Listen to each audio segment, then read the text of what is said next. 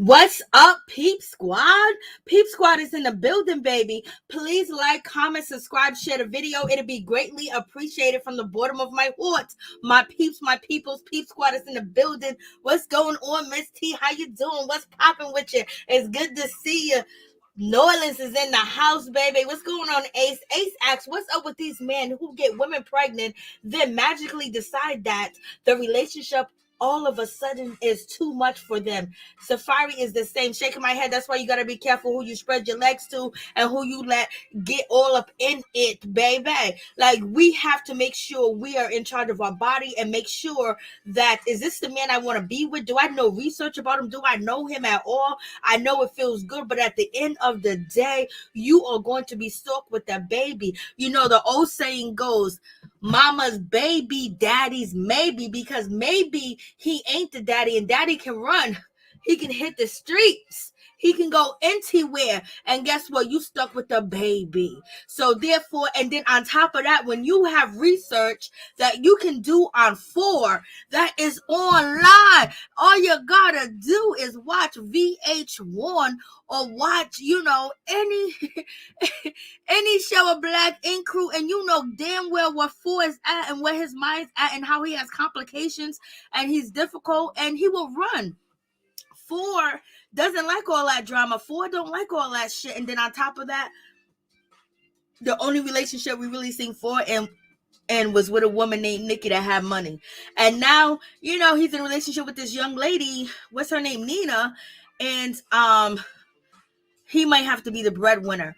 And I think maybe she's staying at his house or he don't want her to stay at his house. But he wasn't thinking either because Phor doesn't have a full deck. I'm sorry to say that, but Phor has a lot of issues.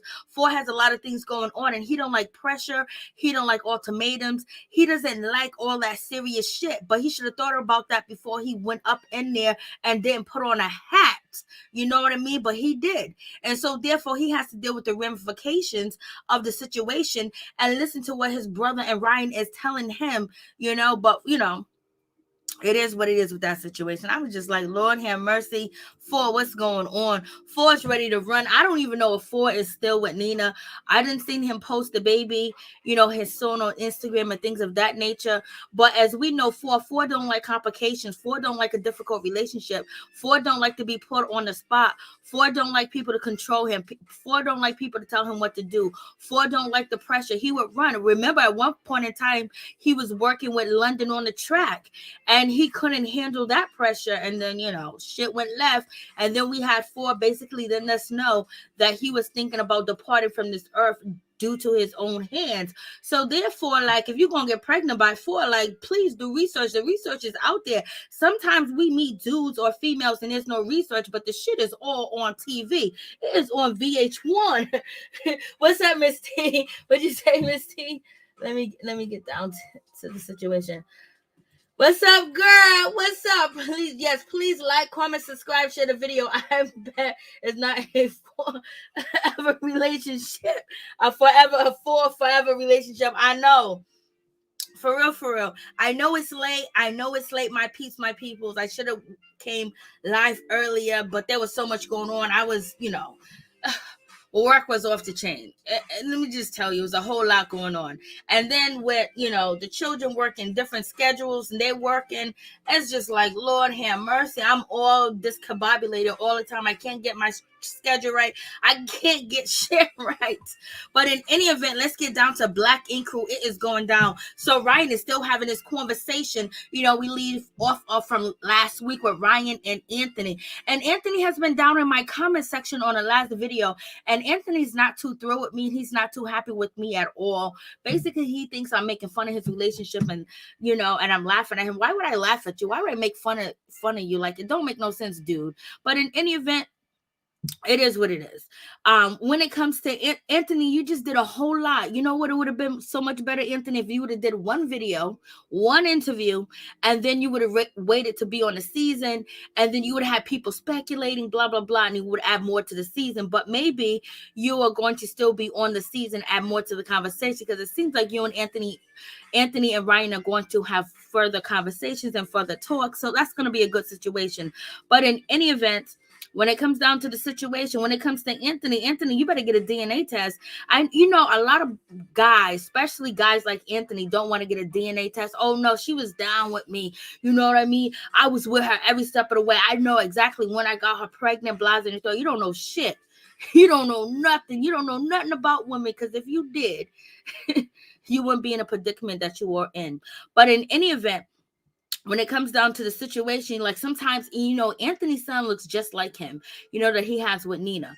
Look just like him, point blank, period. And we all been there, Jerry Springer and, Maury show sometimes is fake and Blasing the third. But sometimes them kids look just like the father and they don't be the father. And we can say that shit about the people that we know in the streets, the people that we know, point blank, period. Because if your woman, even though you guys wasn't together, for her to do that, that means she never ever wanted to be back with you, and she probably regret even the time that she spent with you, the time that she had with you. She wanted to make sure she hurt you, and she wanted to make sure she get up in that Ryan. Ryan looks good. We ain't gonna lie. We ain't gonna front. Ryan got it going on, but Ryan got a lot of character. It's characteristic issues that is just like, oh damn, Ryan, I didn't know you was like this messed up. Ryan is really acting like he has a lot of female, people will say female issues, because like, how are you having a conversation with your boy and you yelling and you screaming at him like, boo boo, yo, I hurt myself. Like, no, don't talk to me like I'm your child. Don't talk to me like I'm one of your baby mamas. Don't talk to me like I'm one of your girlfriends. Ryan, why are you yelling and screaming at this man Anthony while you're having a conversation? You did wrong. You messed up. You mad at him because he exposed the situation, and thank God he did expose the situation, because it got him a cameo on VH1. Ryan need to stop it. I know, Miss T. What? That's not true. Anthony did do a cry tour on the YouTube streets. Yeah, but he's yelling at. He's mad at me. It's your best fine ass friend. I know. Like, yo, listen, I'm telling you right now, Ryan was my man. I wouldn't bring him around. None of my friends. That's point blank, period. And another thing is, Anthony should have been like, yo, listen. He should have just thought about, like, this man is giving me money. He's paying me. He's putting money in my pocket. He's helping me feed my family. He's helping me take care of my family and things of that nature. We're going on trips. And, Ryan paid for most of it. So his baby mama going to be looking at that like, damn, that's an alpha male. Look what he got. He got this money. He's sexy. He's fine. He's on a TV show. The women want him. And so she got what she wanted. She was desiring Ryan for a long time. And, it took her too long to get in between Ryan's legs. But she wanted Ryan more than he wanted her. I hope they did pay him, Miss T. Miss T said, I hope Ryan paid Anthony to appear on the show. I hope he did. The producers went and got Anthony, because goddamn right, damn well Ryan was not trying to share no screen with Anthony. Ryan didn't even look like he wanted to sit down and have that conversation with him. Ryan was sitting there yelling at him like this guy did something wrong to him. I was like, Lord have mercy. Ryan was going in. Ryan was like, Ryan said, I put everything. Ryan said, me putting my thing in her had nothing to do with our friendship. Ryan says, I'm not a logical person, or at least I wasn't a logical person. Ryan says, I messed up. I effed up. Ryan's basically saying, I didn't care about myself. I didn't care about anything. I just cared about nothing because I didn't know who I was. I didn't understand who I was. I didn't know that about myself. I had to hit rock bottom. People had to put me on, on fire. They had to put me on the hot seat for me to even realize what I did was wrong, and I had to look at myself, and I never wanted to look at myself. And then while Ryan's doing all this shit, Ryan is screaming, he's yelling, he's acting like he's threatening, like he's about to jump up. He's doing way too much. I was like, damn, you're supposed to sit down and have a conversation. Yes, we know guys, can be alpha males. They can yell, they can scream, they can be aggressive. But like, this is a sit down conversation. Anthony's sitting there looking at Ryan like he's one of his chicks. Like, what's going on with that situation? Ryan is sitting there screaming and yelling and acting a goddamn fool. Like, ain't nobody taught him no manners. You don't got to do all that. Ryan, are you putting on for the camera? So this what makes it look like Ryan is only Ryan is not really authentic about the situation when it comes to Anthony. Because if Ryan was really sorry, why you couldn't sit down and talk to that man like, yo, listen, hey, Anthony, it's good to see you. I didn't speak to you. I didn't talk to you for a while because I had to deal with the issues that I messed up. I was embarrassed. I was ashamed. And I did you wrong. And I did everybody else wrong. And I'm just hurt. I'm hurt that I hurt you. I'm hurt I did this. Like, he could have spoke well and have Anthony have a back and forth. But Ryan once again made the situation about himself, yelling and screaming, unless they edit some of this shit out. Maybe, Anthony has something to say. Maybe Anthony did say something. I don't know. You know how they edit on the situation. But Ryan was just sitting there having a Ryan fest. I'm sorry. I messed up. This ain't the, I didn't only hurt you. I hurt my family. I hurt the woman that I love. I lost my sister behind shit like this. And when he said his sister, so I don't know if Ryan has another sister, but we all know that Ryan's sister departed from this earth because she was, going through a divorce, and she got with an attorney to help her get money from a basketball player that ended up cheating on her and marrying another woman and having children.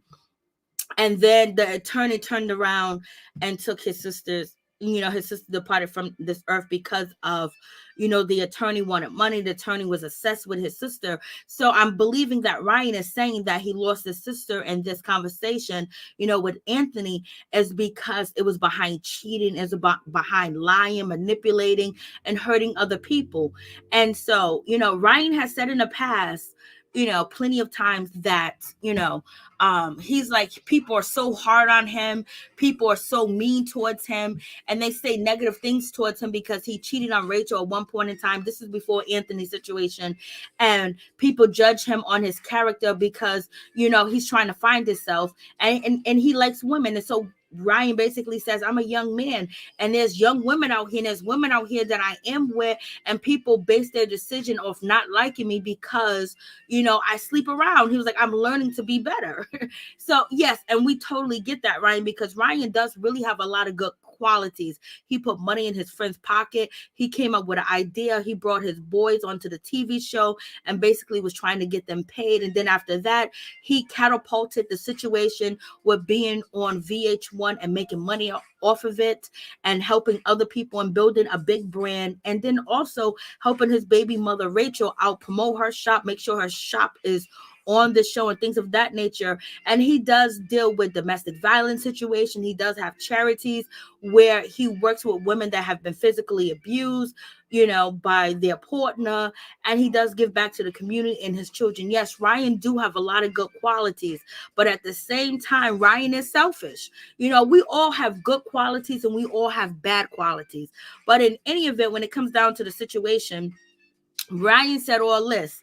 And I was like, you know what? I feel you on that, Ryan. You're a fine looking man. You got a fine looking body. And then on top of that, you got a pocket full of money. You got a house on the hills. You got a huge condo. You be doing the thing. You be handling your business and people respect you. And then on top of that, you're still street at the same time, but business wise as well. And that's respectable that you could be street and business wise at the same time. And so when Ryan said this, he said this statement like a while ago, whatever the case may be, you know what I mean? But I'm like, okay, Ryan, you slept with your best friend's baby mama. As you can see her on the screen, that's Nina. Like that's different. Like when you sleeping with, this one and that one that don't mean nothing to you, don't have a relationship with you or Rachel or your children's mother, that's one thing. But for you to go this slow and deal with her, you know what I mean? That is just like a really, really bad situation all the way together. Like that just shows that, damn, Ryan, you ain't thinking. And Ryan said he doesn't think, and the reason why he doesn't think is because his mind is not all the way together, and he's selfish and all this other stuff, and so he's admitting to having some issues and having some problems, and that's one thing. But at the same time, Ryan, this was dirty. And then you're gonna be yelling at this man like he's your child, like he's your son. When you slept with his baby mama, when you was doing when you was doing it with her, it was because it was magical. It was mysterious. You can get caught. It was the threat. It was the thrill. It was everything all above, the sneaking around, the lying, all that shit that you love. And that's why you got with her, Ryan. So let's not play games. Let's not play games, Mr. Ryan Henry.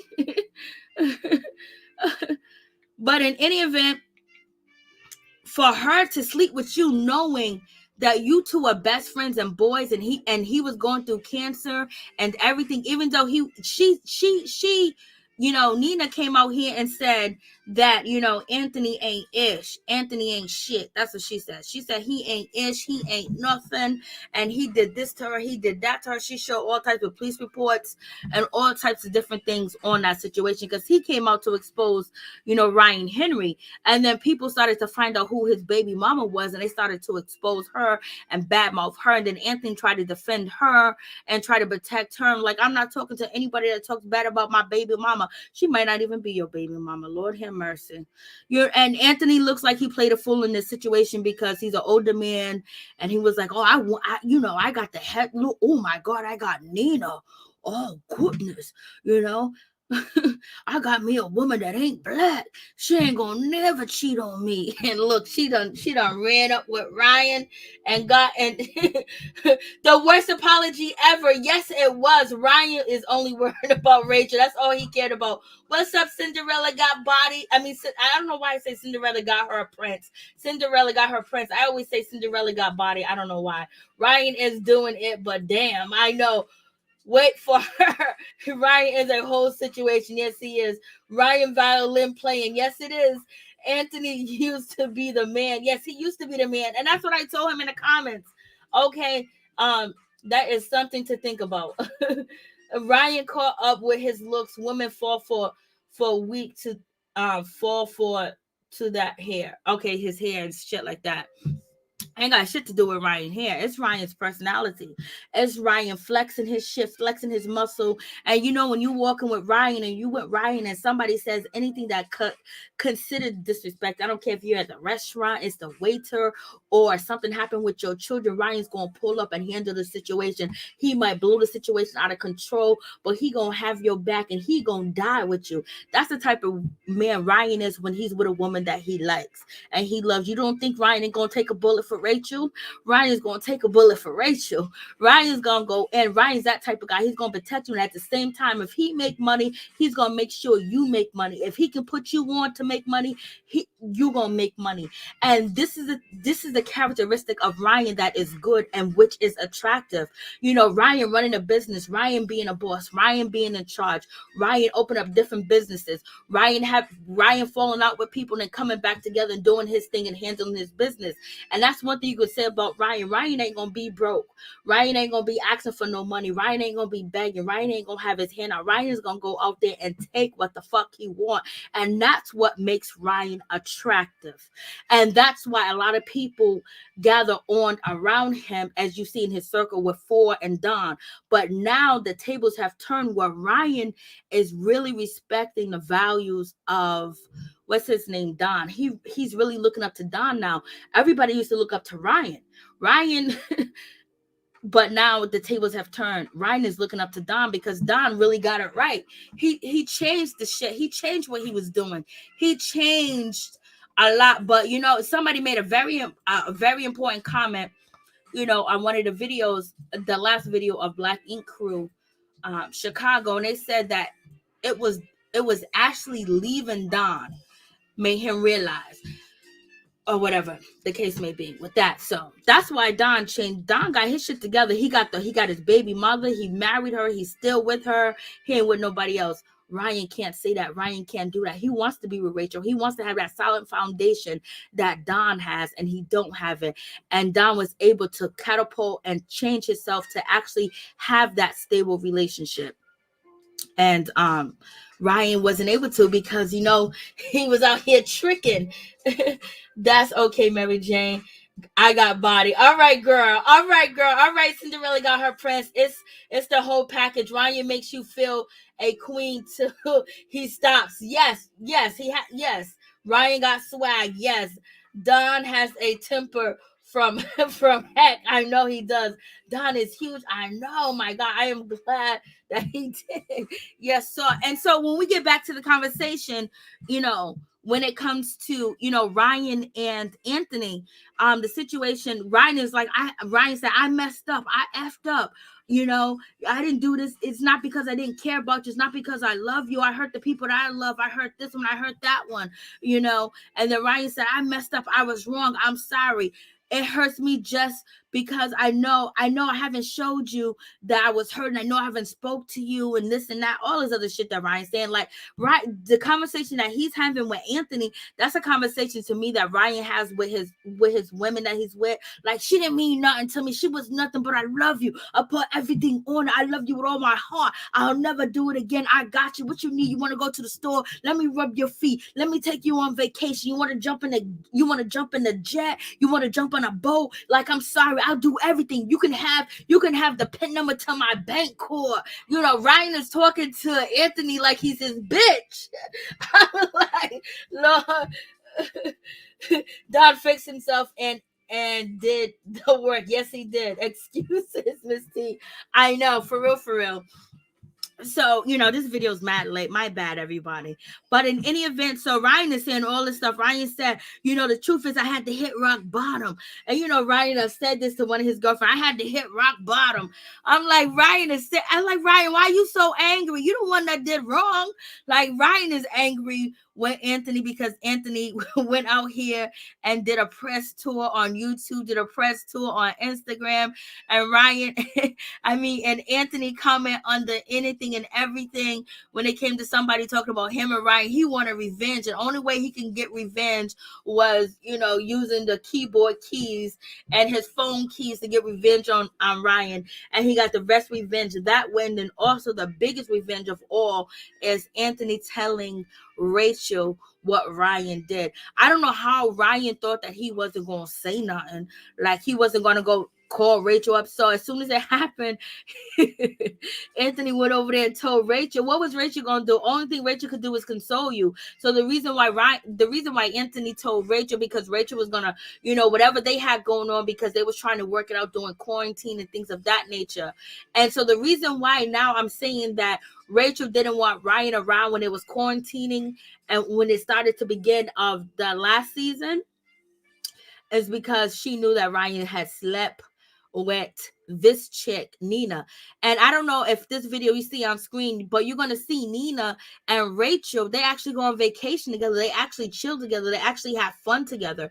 And also when it comes to Anthony, and you've seen in the episode that Don and Phor basically said that they have a good relationship with Anthony. They have their own, side relationship with Anthony. And so therefore they didn't, get in the mix of it. And you already know Don has been calling out Ryan since Kitty, to basically own it. And Ryan never owned anything. Ryan always act like he was perfect, like he didn't do nothing wrong. Ryan act like, oh, y'all are going against me. And I just wish Ryan would go back and look at the season and see how much of an asshole he was to some of his employees. At some of the times he was right. But at the same time, Ryan was like, I was trifling, and the world sees that I was trifling. I'm adding trifling in because Ryan didn't say trifling. Ryan ain't going to call himself trifling. I'm calling you trifling, Ryan. So in any event, when it comes down to the situation, Ryan was like, the world sees me. I had to take accountability. Ryan said, I had to look at myself. I never wanted to look at myself. Ryan, you look at yourself every day, baby. What are you talking about? And you put on them clothes and you look in the mirror and you look like hot shit. You look like good money. So what are you talking about? But I know he's talking about looking at the man, at the man in the mirror, like Michael Jackson or whatever the case may be. So in any event, Ryan said, I didn't care about nothing. I didn't care about me. So he brings it back to him. I didn't care. Like, you don't have to care about yourself. You don't have to care about me. But there are some principles and there's some things that you definitely don't do. You got to pay your bills. You got to pay the rents, for the building that you have. You got to pay your taxes, and you can't default on that, or you're going to lose it. And you got to pay for the trademark of your name, your company, and all of the other stuff. And so that.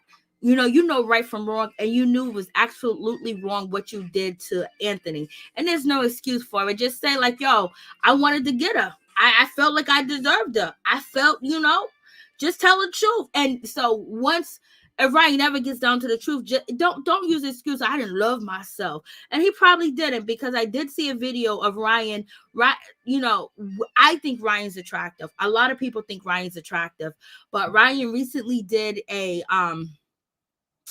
something with VH1 where they go through his haircuts and his styles, and Ryan really showed a vulnerable side of himself where he didn't like a lot of the looks that he had. I was like, boy, we wasn't worried about your hair, your beard. We was looking at you and your style and how spicy you was, boy. And so Ryan does have insecurities, and and a lot of attractive people have insecurities, just like a lot of people that we perceived to be ugly have insecurities. So Ryan do have insecurities. So I'm not going to really go in and throw, the bag at him like that. He really showed that, he didn't like the way he looked. He didn't take off his shirt. Ryan said he was ashamed of his body when he first started Black Ink Crew, that, he wasn't confident. He said he remembers the first time he ever showed his body. And I think he said that's when they went to Vegas. Remember when Black Ink Crew went to Vegas and they went to, the dispensary and shit? I'll never forget the dispensary video. I was like, look at all that weed. I was like, Lord, have mercy. Mo says, Ryan, please lie, Miss T. Miss T's too funny. Mo, what's up, Mo? I mean, I see how Ryan can be a temptation, but girls, you don't ride on the forbidden fruit unless you want to ride on the forbidden fruits. But also, you got to know what you want. At the same time, you can have fun, but if you think you want a relationship and Ryan's going to, put you on top of the pedestal, no, you got to wait for Rachel. And then at the same time, Rachel's on that pedestal, but look at what she been through with Ryan. Ryan done embarrassed Rachel multiple times on this goddamn show. I'm just like, Lord have mercy. Anthony couldn't wait to tell, he couldn't wait to tell Rachel. Because he wanted to hurt him. Sure did. Okay, Miss T, nice to finally see people getting tattoos on the show. I only see one tattoo on the show, and Ryan tattooed somebody. Ryan got two tattoos. Ryan got his mom tattoo. That's the only one I seen. And that was the first episode. The second episode, which was what was it? Monday? Yeah. Monday, Ryan tattooed, a tiger. That's the only two tattoos that we've seen so far. And Prince has been tattooing, but they didn't show Prince tattooing at all. Ryan's a sex addict. I think he is. I think he's addicted to sex. Those hairstyles from season 1 was a mess. He ain't lying. Yes, Mo. From season 1 until up to like last season. Last season was the only season he was okay with his hairstyle. The hairstyles with him growing his hair. You could see the shame that he had about his looks. He didn't like it. And then the first time he came into his looks is when his hair grew out a little bit and he had on the green jacket. I should have took the picture of it so I can put it on the screen. And his mother was there and they was having a party at Black Ink. And he was like, this is when he finally felt comfortable. So he is insecure and things of that nature. I know Mo went and she said, them hairstyles from season 1 to it was a mess. Yes, Mo, you're right about that. But I was looking at his face and his attitude and things like that. You know what I mean? But in any event, so we have Ryan with that situation. So Ryan does have his insecurities and things of that nature, but it was something else that I wanted to expand on. with his insecurities. There's something else I wanted to say. But in any event, maybe I remember. So Ryan basically, so Ryan said he had to look at himself and basically had to take accountability for it because people was forcing Ryan to take accountability of it. Do I believe that Ryan's really taking accountability for what he did to Anthony? Hell no, I don't, because the whole time that this situation was going on between Anthony and Ryan, Ryan was on the internet taunting this man, making fun of him, calling him broke, saying he ain't got no money. Ryan was flossing his watches. He was flossing that he was traveling out of the country. He was out of state, out of the country. Then he was out of state, talking about his money, showing his shop. He was playing music and calling people bitch ass and all this other stuff. Ryan was doing a whole lot towards this man. So when Ryan says that, he didn't want to talk to Anthony, and because he didn't know how to talk to him, he wasn't ready to talk to him, and blasé the third. Ryan was out here intimidating that man online. But I think Anthony is mature enough to know not to go there with Ryan. And there were some things that Ryan said and videos that I actually recorded and watched. I didn't upload it to the internet because I was like, yo, Chicago's a real city. I mean, like, every city's real, but we already know the death toll, the death rate in Chicago. So I was like, you know what? I ain't gonna even add on to that spice, because Ryan was out here wilding on Instagram towards this dude. So in any event, and all of a sudden now he's crying and he's fucking sorry. Yeah, picture that one. He ain't. He's 48% sorry out of 100. That's what it says in the title. Ryan did say he was skinny and hated his looks growing up. See, I didn't hear that part. So that's another thing. But he was just talking about his haircuts and things like that, and his face. He was talking about how fat he was. He didn't like that he was fat. He was ashamed of his body. He never took off his shirt until he went to Vegas because he felt a little bit better, and he started lifting weights and things of that nature, and blah, blah, blah. But I'm thinking that Ryan and Don, they all use, body enhancements, in my opinion. That's just me. Anthony may not use body enhancement because he suffered from cancer, so he's probably really putting in the work to make sure that his body look as good as it does. Anthony really, when Anthony first came on the scene, Anthony was attractive. He was kind of attractive. I don't know what happened since, him doing the interviews on YouTube to now, where it looks like he aged 1,000 years. I'm sorry, Anthony. I'm sorry, Anthony. I don't mean to disrespect you, because I know you're gonna come for me, but you look like you was attractive, a little bit. What happened? Like, I don't know what happened. I guess the stress and him dealing with his baby mom. I don't. But think about it. If you guys can go back and see the interviews that Anthony was doing, it was like he could be a rival of Ryan. The chocolate virgin. With the big body. And I went to his Instagram. And I was like, okay, he looked good. Ain't nothing wrong with him. And then all of a sudden, I see him now. I'm like, Lord, what happened? That drinking, nigga. You drink too fucking much. That's what you do. I guess. I don't know. Or stress. Ryan, pay that man's bills. But in any event, Ryan is yelling and screaming at this man. Anthony ain't saying shit. Anthony just sitting there crying his eyes out. Poor thing. I would have punched Ryan his face off a GP. And then you would see the real Ryan. But he shouldn't punch him. He shouldn't do that, because, violence is not the key. Violence is not the answer. Especially, the murder rate in Chicago. Nah, them talking it out. Well, Ryan talking it out because Anthony didn't say shit. And Ryan said, you're not going to understand. I didn't come here to be friends with you. I didn't come here to make up with you. I came here to tell you what happened and what went down and how sorry I was. And I was he didn't say a coward, but I'm saying coward. I'm a coward, and I didn't want to face you. And now I'm able to face you through therapy or whatever. So in any event, and Ryan says all this shit. And then Anthony says, why, Ryan? And Ryan looked at him like, why? What you mean, why? Ryan's like, you didn't get what I said. Well, maybe you got to have another conversation. Maybe you got to have another meeting. So Ryan thought that Anthony was supposed to pick up everything he said. Anthony was supposed to fall on the goddamn ground, but like, oh my God, Ryan, like his women do. So with this situation, you're seeing a lot of female characteristics. It's good. You're supposed to have masculine energy, and you're supposed to have female energy as well. That makes you whole to have both. But we're seeing a lot of more Ryan, we didn't know that Ryan had I didn't know that he had all these female characteristics, which, men accuse black women of having: yelling, being disrespectful, knowing that you're wrong, and yelling in this man's face and screaming like that. We supposed to get what you say. We supposed to understand you. Like, who you talking to, Ryan? I ain't your child. Who you yelling at? I would have been like, yo, hold up, bro. You need to you need to tone it down a little bit. You doing too much right now when you fucked up. You know what I mean? I don't know, Anthony. I think Anthony genuinely loves Ryan, and he's open to having a friendship with Ryan, and he ultimately wants to be close to Ryan again, in my opinion. And because there's no way I would have sit there and let that motherfucker sit there and talk to me like I'm his bitch. So ultimately he wants to get an answer. And the answer for you, Anthony, is he just wanted to fuck her. That's it. She was shaking her ass. She's Spanish.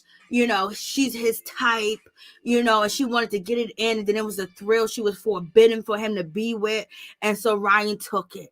And he didn't care the consequences, that it was going to hurt you. It was going to hurt Rachel. It was going to hurt his children. He didn't care because he was thinking with what's between his legs, because he hasn't matured yet. Because sometimes when you get older and you get wiser, Ryan hasn't reached that yet, but maybe now he does. You do what you want to do. You don't care about the ramifications or the consequence. And this is the biggest consequence that Ryan has faced, because with this consequence where Anthony, outing Ryan, Rachel got a whiff of it, and Rachel was done. That's why Rachel was like, we ain't co-parenting, we ain't doing shit, we ain't doing nothing. I don't even know if I want you around. This is why Rachel didn't want you to come in the house. This is why Rachel didn't want to have the kids in the house with you. That's why she was like, well, the kids are gonna stay here and you do what you do. This is why Ryan was probably sitting out there sleeping in the shop until he got his condo, his luxury condo. You know what I mean? Because Ryan does shit like this. Like, come on, bro. I don't care where you're from or nothing. There's certain things that are off limits. You have a code, and Ryan didn't have a code. Ryan only code was for himself, because he's been put on a pedestal since he's been on this show by certain people, and then people big him up, and they put balloons in his head and swell it up, and then Ryan just thought that this was going to be okay. In any event, you let Ryan be too close to your woman. Like I said, I don't want big booty Portia. I would like when I said about Fallon, Real Housewives of Atlanta, I wouldn't bring big booty Portia. I wouldn't bring big booty Tanya Sams and skinny booty Portia's sister to my house. No. I would bring Cynthia, even though she got a big booty. She's older and she probably won't sleep with my man. You know what I mean? Like, you have to be aware of the people that you're around. Sometimes they're just irresistible, and Ryan was irresistible to your baby mama, and you're just gonna have to own up to it. And plus, she probably wanted to hurt you because she said that you hurt her. So in any event, I'm just talking all types of shit, Lord. Anthony was so hurt. Yes, he was. He was so hurt. Zoom therapy got Ryan yelling at his ex-bestie. I know. What's going on, Miss T? Anthony was too calm. Anthony just want another paycheck now. Anthony is feeling the heat of pain. No, so let me stop talking shit. But I'm just saying, I think Anthony has felt the heat of pain for that, condo. And Ryan was like his go-to guy. Facts, time to grow up for real. Please like this video. Thank you so much, Miss T. I appreciate that. Ryan was sleeping in the shop praying this won't make it to the shop. Miss T, you are on one tonight, girl. Oh, booty is better. Yeah, it is better, but Cynthia, wouldn't sleep with Simon, you know what I mean? And then plus she's married. So I would have had Cynthia, and I would have had Candy. Candy, there's people that know boundaries. We know Portia's going to do what Portia wants to do. Just like Ryan is going to do what Ryan wants to do. Mary still standing. What's up, Mary still standing? Ryan just got caught this time. Yeah, but, this was a deep time that he got caught. This was like a crazy time. Like, Ryan, like, you did too much. Like, Lord, your best friend, boy. 1 second, guys. I gotta unlock the door. I gotta unlock the door.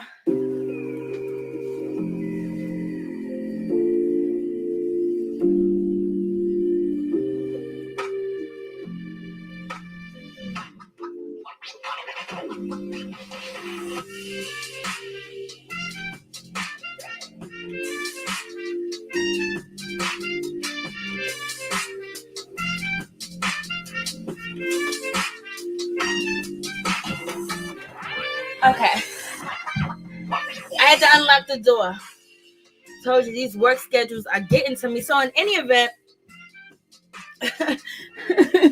Kitty got played last season too by Ryan, I know. And now he gonna cuss her out and he gonna disrespect her this season. When they've been on Instagram Live all through the pandemic. So where we at now? Okay, maybe I skipped something, guys. Okay, yeah, so we have Drea. Drea's back on the scene. And you know, Drea, she's a good tattoo artist. And she's about her business. She's about her money. And she's about her reputation. Even though she jumped ship from Charmaine and went over there to work with Ryan, it's because things over there at Second City Inc. wasn't as good. And plus, the inspection failed. And she didn't want to lose her license as a tattoo artist. She confronted Charmaine. And Charmaine told her that it was her fault. So she left and she kept it moving, baby. That's one thing I want to say about this situation when it comes to Drea. I thought about it when I was, watching the show. I think, when it comes to Drea, what's his name? Fly Taddy. I told you guys, R.I.P. to Fly Taddy. He ended up messing with Bella. Bella was a wreck. Like, you should never, if you seen Bella on TV, like, I don't understand how these people on reality TV, play people, play games with people when everything that they did and how they act, how they carry themselves, and how, their morals, their values, and what they, sit up close to their heart is on TV. Bella was a drunk. She wouldn't work. She was sleeping on couch to couch. She would sleep with a man and a woman. Anybody that would take care of her, anybody would help her out. She showed up to work drunk. The first day when she got interviewed by Ryan to work as a receptionist, she went to Jamaica. She got tore up drunk. Her kid, had behavioral issues, all types of stuff Bella was doing, And so this is the woman that, just because she got a pretty face and a smile and she's not black, men want to run to it, especially black men, and then you end up, and look what happened to Fly Taddy. Allegedly, she has something to do with his death. That's what Ryan Henry says. She says, no, that's not true. But in any event, I think Fly Taddy wanted to get with Drea. And this is why Fly Taddy wanted to fight the other dude that was at Second City Inc. I think he was Spanish, or I think he was biracial. He was coming after that dude. He was kind of flirting with Drea, but Drea wasn't here for none of that ghetto shit. Drea is not the ghetto type of chick. She may have this hair color, you know what I'm saying, that looks ghetto and shit, but she's not a ghetto chick. And he should have pursued her more, because I think she would have probably gave him a chance, because he was looking to do better. And Fly Taddy, if he would have been with her, which is Drea, he would still be alive, because she would have schooled him. She would have told him, you got to get your shit together. This is a shot for us to make it. This is a shot for you to make it. And this is how Drea maneuvers her way around the show. She's about business. And he was with the raggediest person you can ever be with. So in any event, I just threw that in there as a bonus. Okay, yes, Ryan played Miss Kitty like a baby last year. Okay, Kitty is just there for the show. She's just there for the show. Bella is a drunken mess. Drea did have time for the games. I know. And, and then that's when Fly Taddy was acting like he had somebody else, and he didn't, of course. He was trying to pursue her, and the only way that he knew how to pursue her was fighting the guy that, she was messing around with. And if he could have just did it a better way, or she could have said, oh, poor baby, you need some help, he would probably still be here. But in any event, because that Bella girl was the worst, but in any event, Miss Kitty, she comes in, she is the brand ambassador for Second City Inc., but she got no power over hiring and firing people, and she is not the manager. She's just supposed to make the shop look pretty and, have people come and get tattoos. And so Drea is not too cool. She don't understand. She don't know. She's not sure, but at the same time, she want to be on the show. It's a storyline. So she's going to come back to Second City Inc., and I think she's going to probably regret it. But in any event, Miss Kitty's there, and she said she had issues with Charmaine. And when it comes to Drea, she's not biting her tongue, she's not lying, she's not acting fake. She's just basically telling the truth, what happened, how she felt, and how she had to jump ship because her brand and her license is way more important than the things that was going on at Second City Inc. And when it comes to Charmaine, you know, we feel bad for Charmaine. Charmaine just had just terrible situation, like losing her mother and then her father. So she was losing her mother. Her mother died, and then she was pregnant. So she kind of just, you know, threw Second City Inc. to the side, and she didn't have the right person in charge, or she didn't give the right person the power to make the decision. So in any event, it is what it is. So they have this conversation, and we're gonna see what happened. But I think Dre is gonna regret it. And so we get down to Phor and his baby mama. So this situation is like one of these situations, like, oh my God, it was just okay. So let's just start off with this situation. So when it comes to Nina basically, she's kind of upset when it comes to Phor because Phor's out and he's at the studio and he's there early in the morning. You know what I mean? He's out here in these streets. But then at the same time, Nina says that Phor goes, you know, Phor is going to, you know, Phor is going to change the baby diapers. And, you know, basically she's saying you're going to change the baby diapers. But, you know, with somebody like Phor that has issues, or he sees deeper into things, and he doesn't like, he's very he has, you know, authority issues, in my opinion. I don't know if he does. I'm just making this shit up as I go, not making it up, but just what I feel, what I see on the show. I feel like he just has issues, and he told us he has issues. So by her saying, oh, you're going to be changing diapers, because basically at this point they're going through all the gifts that they receive at the baby shower. And when it comes to the situation, all the gifts is at Phor's house. So I'm believing that she's living with Phor. She wants to live with Phor, and Phor don't want to make that commitment. Phor was with Nikki. Nikki had money. Nikki was a hairstylist. She was doing videos. She was doing Hair to the Star. She was making money. And so he let her go because she was controlling. And, you know, she was trying to help him out to be a better man, but he didn't want to hear it. So she ended up messing with 50 Cent.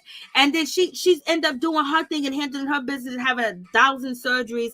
And plus she had issues because she was abandoned. And plus she, you know, was in foster care and things of that nature. But ultimately she had money. And when he looks at his brother's Don's, you know, wife, Ashley was in the corporate world before she retired and depended on Don to make the money. So he's looking at her. I'm thinking that he's looking at her in a lot of different ways, where like he had, like, it's pressure on him to take care of this baby, take care of her, pay the bills. When he had Nikki, they can break even, or Nikki paid all the bills. You know what I mean? And then on top of that, Phor was kind of hot, and he was doing a lot of shows and things of that nature. You know, he was, you know, an artist. People were seeking the Chicago, you know, basketball team or whatever the shit. They were seeking him to make an anthem for them, and Blase in the third. And so now he has a lot of pressure, but he didn't think about this before he went all the way in. But we know Phor does not think. He's worse than anybody on the show when it comes to thinking, when it comes to planning, when it comes to anything. Like, he's the worst person ever, you know, to make a sound decision on something that's supposed to be, you know, important for his life, because, you know, he put his career on hold, music on hold, he put the show on hold, he put a whole lot of things on hold when he was hot. Now he's older, and he got I don't know how old homegirl is. What's her name? Nina. So, but, you know, talking to Phor, like, I don't know why people don't watch these reality TV shows. That if I get with you and you're on a reality TV show, I'm watching every season that you was on, so I know how to deal with your ass. You know what I mean? We know everything on reality TV ain't real, but Phor got issues. So when you say to him, you're going to be changing some diaper, he took that as, oh my God, you trying to tell me what to do. And you got to know how to deal with men with certain behaviors and certain issues, you know. See, when his brother put together a contest for him to change diaper, he was okay with that. You know what I mean? But you saying, oh, you gonna be changing diapers. I don't know if I'm gonna be changing diapers. He looked at her like, what? I'm paying all the bills and taking care of your ass. You gonna tell me you can't change a motherfucking diaper? This is how Phor looked at her. And Phor was upset. Bella was chasing the men around at the party. Yes, she was. The men and the woman. Kitty will get played again because she has zero power. Nina should have put the wig on for that convo. I can't with you, Miss T. I can't with you. What's up, Shiva? What's up? What's going on? What's up, Peep Squad? Love you, Mary Jane and friends. Just saying hello. What's up, girl? What's going on? How is it out there, baby? Phor has been stress eating. Yes, he has. He gains. I wasn't even gonna say nothing, Miss T. You know, but Miss T, you brought it up. I wasn't even gonna say shit about him gaining all that weight. Phor want to be a father so bad. He wanted to be a father for that episode. For that episode with the girl, because he knew damn well he wasn't having sex with that woman in a room closet. Lord. So, in any event, so let's get back to so we're gonna break down this conversation. So this conversation that she had with Phor, we're gonna break down this conversation and go through it, and we're gonna see how Nina don't know shit and Phor don't know shit either, and they basically contradict themselves because they're young. You know what I mean? And this is the importance of having elders in your life to teach you how to deal with certain men and how to get what you want, because it never should be this difficult. Like, I've never had difficult problems like this with dudes. Like, come on, because I was taught how to maneuver your way. Like, we're charismatic, we women, we're supposed to make that motherfucker melt, but you got to know how to make him melt. But in any event, and basically tell him he gonna change diapers. Pissed Phor was so pissed off, Lord. Miss T, you see how mad he was when she said Nina might be special too. I can't with you, Miss T. I can't. Lord have mercy. You're like on my shoulder. I can't with you, Miss T. I can't with you, Miss T. She says she might be special too. I can't. So Nina says, okay, let's get to it. Okay. So she tells him to go change diaper. Nina says, I feel like we need structure, or way more. We need structure. We need to put this together. What structure, girl? For number one, she said we need structure. We need this. I understand what she's saying. Like structure, what, for him to come home at night and things of that nature. No, you need him to make money and get the music right. Maybe he can write about fatherhood. Maybe he can write about something. Maybe he can do some type of project or whatever the case may be, because I don't know what's going on with Phor and his music. Maybe he has a hardcore fan base, which I don't know of. But in any event, Nina, she gets into the confessionals and she says, we are in a very sensual relationship and it's unorthodox.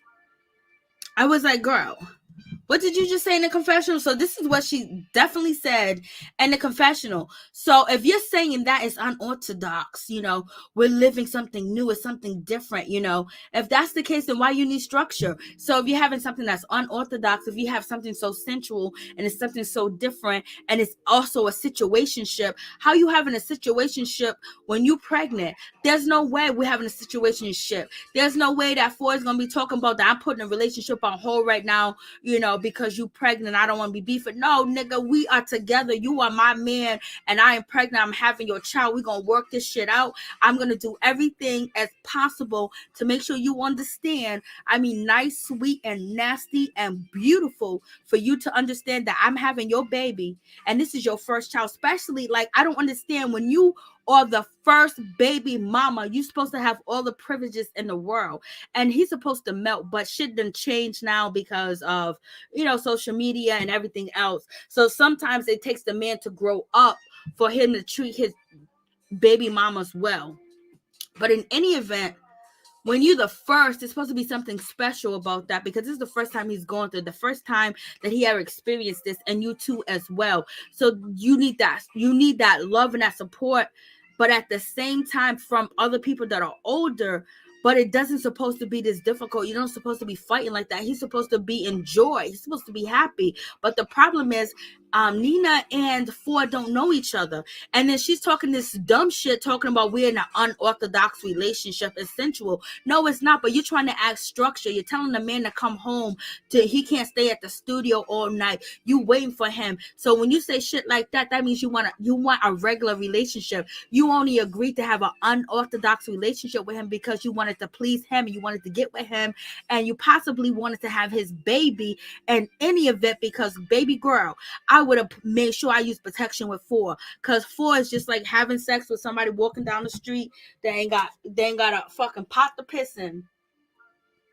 But in any event, so she says this shit. So when you talk like that, you know what I mean? You already know that she's confused. So she's a young girl. She's confused. She don't know what's going on, because she was okay with everything that was going on. Now all of a sudden that she's pregnant, she want to change it. And Phor is trying to stick her into that position where you can't change it, because how are you putting shit on hold for? How are you putting anything on hold for when she's pregnant with your child? These people, they get on my nerves. They make very, very stupid decisions and sound very stupid. But it's not that they're stupid. It's just that they don't know, and they don't have nobody teaching them nothing. And Phor should know a lot better, because he know what his brother went through. He know what Ryan went through. He seen what was going on. So if you didn't want the responsibilities, you should have wrapped it up, and you should have put a condom on it. You should have made sure that she was on the pill. And Miss Nina, you shouldn't have bent over backwards to do everything to get this man and try to get him under your web. And then now you got him because you're pregnant. Because if you wasn't pregnant, Phor would be running the streets. And he still is running the streets. But you would have been more smarter about the situation. Now you're stuck. And you're a beautiful young lady, but you thought that this was the best that you can get. And that's sad. The best that you can get is yourself, is making yourself better and accomplishing what you want. You wanted to do music. You wanted to do all this other stuff. You met Phor doing music. And Phor has the nerve to get into his motherfucking confessional and say that bullshit. Well, she don't understand being at the studio all night because, she's not she hasn't been in the studio. You got to create, like, she's pregnant. She's going through all types of emotional shit. So you're going to take that shot at her and say, oh, she don't know what it's like to be an artist. So you shading her. And basically, Phor is not happy that she don't got money. Phor is not happy that he got to take care of her. Phor is not happy that everything is on his back, because he's been living his life free for a long time, and now he's not free no more because he chose not to wrap it up. He thought he was going to keep getting away with it. He thought he was going to keep skeeting and not get somebody pregnant, and he did, and now he is upset. So it's your fault too as well, Phor. So both of you are delusional. I'm just talking shit. Nina mom had too many kids to teach her anything. Oh, Miss T, I can't with you. I can't. Hey, Nunu Sky, I can't with you, Miss T.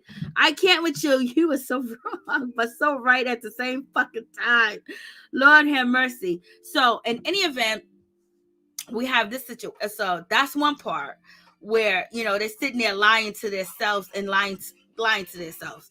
And so, Nina says that. And what else did Nina say? So she want to structure relationship. Phor says he's putting the relationship on hold because he doesn't want to stress her out. You can't put a relationship on hold when she's pregnant, when she's kind of like living in your house, and she's trying to live in your house, and she wants to live in your house. I don't know if she's living in your house. And Phor don't want to live with nobody. You know what I mean? Not like that, especially if he has to pay all the bills. And she's an artist, so I don't know if she's making any money being an artist. I don't know if she got another trade, but his brother's married to Ashley that was in business. You know what I mean? And she had money. She took care of Don before Don got on his feet. So, he's looking at that situation too. That's in the back of his mind. And that's why he's giving her a hard time too as well. You should have got Nikki pregnant. That's what you should have did for. I know she was crazy. I know she had issues and things of that nature, but you wouldn't be financially stressed out, and you wouldn't be running. You'll be trying to work it out. And if you and Nikki, you can kind of talk to Nikki, but Nikki was crazy. But at the same time, you could have got some help, could have got counseling and stuff like that. But I think you should have got Nikki pregnant, to be honest with you. Excuse me, in my opinion. And then Phor says that, he gets upset with Nina because she's so defensive and she's always putting him down. But when he says what he wants to say to Nina, she doesn't want to hear any criticism, and she don't want to hear anything. She comes so defensive, and Phor basically saying, you don't tell me, what you want or how you want to. Basically, you just put me down. And we've seen her kind of like put him down, in the episode when she says, that he needs structure, he needs this, we need to work on ourselves. You need to work on yourself, because why did you think Phor was a good person to have a baby with? Why did you think he was a good person to go raw with? You was fantasizing in your head. What's that song by The Temptation? It was just by imagination. It was her imagination that she was going to get on reality TV. She was going to do this, she was going to do that, and everything was going to be perfect with Phor. But we know who Phor is. Phor runs from pressure. Phor doesn't like pressure. He doesn't like a schedule. He doesn't like responsibilities. You know what I mean? And you would have known if you would have watched the show or did some research on the man before you let him just go and just let loose in you. You got to think about yourself first, because you are the one that is going to be ultimately responsible for that baby, and the baby is going to be with you. And that goes for anybody. But in any event, Nina says that, yes, I do listen to you, Phor. I reciprocate everything that you say. And I do listen to you. You don't listen to me. And Phor said, no, you don't listen to me. Nina says, the problem is, you know what the problem is. You're the one that started all this shit. The problem is because of you. So now Nina's basically letting us know that it's you, Phor. It's what you did. So basically she's telling us, in my opinion, that Phor cheated on her. And at the studio and things of that nature, and running around the street. Phor says that, you know me, I'm always in the studio. I'm always in the streets. I'm making music. And what music are you making, Phor? And why are you always in the street? Unless you're getting hundreds of thousands of dollars. Like if you drop some music, you get hundreds of thousands of dollars. Or if you're making music for $100,000, or you get contracted to make some music, if you're not doing none of that and you're making music, you can do it at a timely hour. You don't have to be in a club. You don't have to be in the street. You don't have to be doing none of that. You need to come home. Because especially you're wasting time. You could be home cleaning, making sure things are okay, and maybe doing some day trading with cryptocurrency, maybe something of that nature. But in any event, and then Phor had the nerve to say, hey, listen, girl, that's how I am. Like, she don't know who you are. You guys only been knowing each other for a year. And when you know each other for a year, you got pregnant, so you don't really know her. And she don't really know you. Like, I don't even know what's going, like, people be doing too much. I wish I would deal with somebody like Phor or her. They got problems. I wish I would be like, let me open up the door, baby. You can leave. Miss T got me. I know Miss T is got me rolling too. Phor is giving me safari vibes. Yeah, now Phor said, we'll talk when the child turns 10. I know. Hey, Sky Noonan, what's going on? Not 10 years old, I know. They don't have a relationship. No, they don't. I know. Is Phor still online showing his ass? I think he stopped. Like, he got issues. Nina better get wick. Oh my God, Miss T. When late night studio love goes wrong. And Miss T, I can't with you. I can't. So in any event, with this situation, okay, her mother, somebody close to her, would be like, yo, this is a bad situation. It ain't going to work out with you and Phor. I don't even know if they're still together. And from what we know from Phor, I don't think they're still together. Her putting pressure on him, he's a track star. He's a track star right now. In any event, if I was her, I hope whatever time that she's on this show, that it's not about Phor. It's not about Phor. I hope they show her in the studio. I don't know if she sings, I don't know if she raps, but show us your skill. Like, be in that house, picking up them clothes, folding them up, and rapping and singing and things of that nature. And Phor is like a little kid. So now if you sing or you rap the shit to him that you want, he might get it. He might get it that way, because the only thing that calms him down or make him a regular person is music. A regular person. He is a regular person. I don't mean to be an asshole, but that's what you need to do. Like, show us you're here. I don't know how long Phor is going to have you on this show or VH1, but show us your skills. Show us what you're working with. Show us your talents while you have an audience, while you're on a syndicated show. At the same time, argue with him, have your drama with him, but show us your skills so you can build and brand yourself as well. You don't want to come off as, the way that you're coming off now, because people are going to be looking at you like, girl, you're just like Shamika down the street. I don't know what you're saying. Ryan was trying to deflect by yelling. He can't never be trusted. Once you cross that line, it's a wrap. Ryan will screw anybody. Facts. Coco. Yeah, we done already talked about Ryan ass. We did a whole dissertation on his ass situation going wrong. You are totally right. I agree with you, baby. Because the way that Ryan was yelling at Anthony, I was like, this ain't your bitch. Why are you yelling at this man like that? I was like, Anthony, you a good one, because you a good one. So Nina was like, oh my God, I felt so alone. And she probably does feel alone, you know what I mean? And she's in that house by herself. And Miss T, I heard what you said. You said she should have put her wig on. I can't with you. Yes. Nikki would never. He should have got Nikki pregnant. But in any event, he got Nina pregnant. The son is already here. Phor, you're going to have to step up to the plate. It's time for you to take responsibilities. It's time for you to stop running and face the consequences. Ryan said he stopped running. He's facing his consequences. But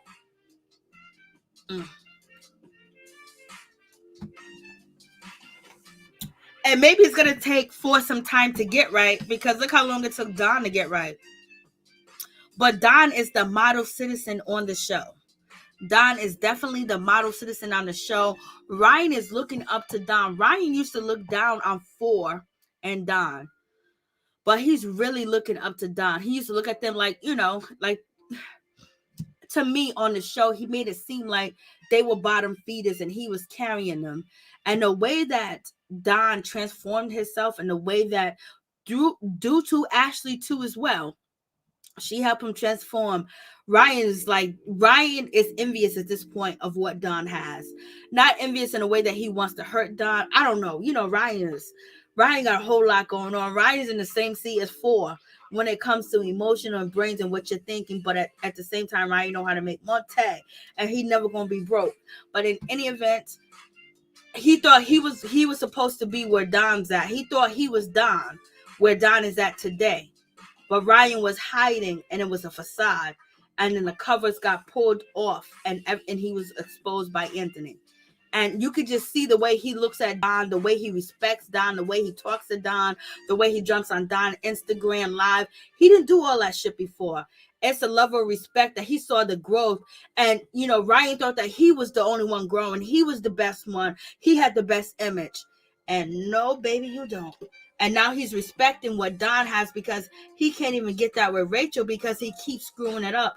Don screwed it up a lot of times, but he finally got right. Could you imagine Don with another woman? Don talking about he's divorcing Ashley, he's moving on. Ashley ain't gonna have that. Ashley will wild out on Don. And you think Don is gonna let Ashley have another man around his kids? There's no way. So they have to be together, because they're both insane when it comes to jealousy, when it comes to the other one being happy with somebody else. They both feel like they should be miserable together, but I don't think they're miserable. I think they're happy now at this point. But Don is not going to let Ashley be with another man and have, I don't care, you can have 10, 15 skinny, the best beautiful women, and they could be all races. Don is going to choose Ashley, because he already know what it's going to be, and he don't want her with nobody else. And that's the difference. Don actually really, really loved Ashley, and he has them kids, and he loves his kids, and he wants a stable life, and he finally got it right. Ryan has a stable life. Ryan has the money, but he can't seem to get the relationship right with Rachel, because Rachel is who he loved, but maybe he doesn't love her as much as he thinks he does. Maybe it was just because Rachel was there when his sister passed and how supportive she was. And she was the first person he talked to when his sister passed. And she had a relationship with his sister. So Ryan has to work on, is he really in love with Rachel, or is it a codependence from the past and the hurt and the grieving that he went through that he probably still have never got over with his sister? So Ryan has because like Ryan, if you love Rachel, like you say you do, why do you keep doing the shit that you do to her? Like, we're going what season we on? We're going on all these years that Ryan still hasn't did right by Rachel. At least Don did right. Yeah, situationship going wrong. And that's exactly what She said, so she started crying and shit. She was like, I'm alone. And Phor just wants her out of his apartment. Phor don't want all them baby diapers, all them clothes there. He don't want none of that shit there. Phor was like, I put everything. How you gonna put a relationship on hold when she's pregnant? I wish a mother sucker would sit there and try to tell me our relationship put on hold. She said she has an unorthodox relationship. Yeah, but at the same time, you're trying to make it orthodox by having structure, by having a schedule, by having them home. You want that regular relationship, but you chose to go the other route. You chose to put your morals and your values and what you really wanted aside because you wanted to please him, and it got you nowhere. So therefore, don't put your values and your morals and what you really want aside just because you want to be with this man. Because at the end of the day, look how he doing your ass. And you can't tell him I think he has a defiant deficiency or a defiant disability or defiant syndrome because Phor don't like to hear nothing from nobody. In any event, he only listens to Don, and barely is that. And so we have Miss Kitty. She has a conversation and she sits down and she talks to, Charmaine. You already know that Charmaine's going through hell. She lost her mother. She lost her father. So in any event, Charmaine's going to be off the chain. She's pregnant again. She's about to have another baby. She got a baby at home. Nick is at home. She's, she got promoted to GCI, whatever radio station she worked for in Chicago. And then she has a cooking show on Instagram. And then also she's doing Black Ink Crew, and then she has Second City Ink. And so therefore, Charmaine, when she's under pressure and when she's going through what she's going through, losing her mother and her father and the grieving and all this devastation that she's going through and being pregnant at the same time, Charmaine's definitely going to fuck up this season. And Charmaine's going to do a lot of shady shit because Charmaine is usually do shit like that, but it's going to be on a higher volume because of what she's going through. So, she wants to feel something other. She wants to feel something different than the grieving, the pain of losing her father. And right now, her father is still alive as they're filming, but her father's calling her saying that he's in so much pain. He don't think he can last. That got to be heart-wrenching for her. And then bringing her father from Louisiana to Chicago so he can be close to her and doing all that at the same time, being a wife and an entrepreneur and a businesswoman at the same time. She's going to treat people like shit. And she's going to, she's going to mess up. So that's going to happen. We haven't seen it yet, but she's going to be edgy and she's going to be disrespectful. It's going to be on a whole new heightened level. And I'm just tell you something. When you lose people, when you lose family members, you lose people that are close to you, it hurts and it's sad, but the world don't give a fuck. And if you treat them fucked up, they're going to treat you fucked up. And you're going to add more on your plate. So that's why it's very important to get counseling. It's very important to heal after suffering loss. But these losses are back to back. Her mother and her father, they're not going to see her kids raised, see them grow up. So that's got to be detrimental. I don't know if she's good with Neek's mom now, but she's good with Neek. I don't know if Neek mom and Charmaine ever really built a relationship. I don't see her talk about her, but I don't watch her on Instagram either. So anyway, they have that conversation, and Charmaine, I don't even know where I was. So, and Charmaine, she has that conversation. Where the hell am I at? So we got Miss Kitty, got that. So here we go. I don't know. I clicked on something else. I clicked on a whole nother screen and I got lost for a second. But in any event, with this situation, Miss Kitty's telling her that, she wants to do this, she wants to do that, and all this other stuff. Charmaine's still trying to have control because Charmaine still wants to believe that she can have that control, she can have that power, and, the WGCI radio station, that's the job she really needs the most, and that's the job that she wants the most. She wants Second City Inc., but the radio station helps her brand herself, helps her meet artists, and help build relationship with other people. So that's one thing. Situation went wrong. Miss T, you fine tonight. I'm just laughing off. I know, she is so funny. Hey, what's up, Joanna? Hey, it's so fine. I feel so bad for Charmaine. I know. I mean, like, that's just the worst. Back to back.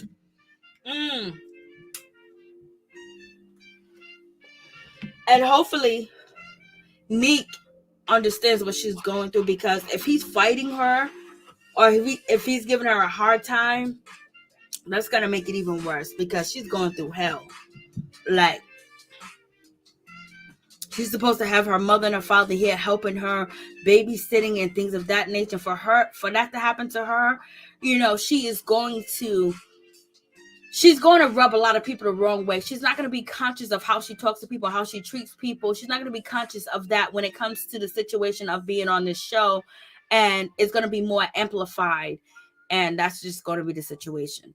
And we know that her and Miss Kitty going to get into it. And it has a lot to do with what she's going through. So you got to understand death. You got to understand grief and pain when people go through that. And you have to, deal with them, especially if they're not getting help.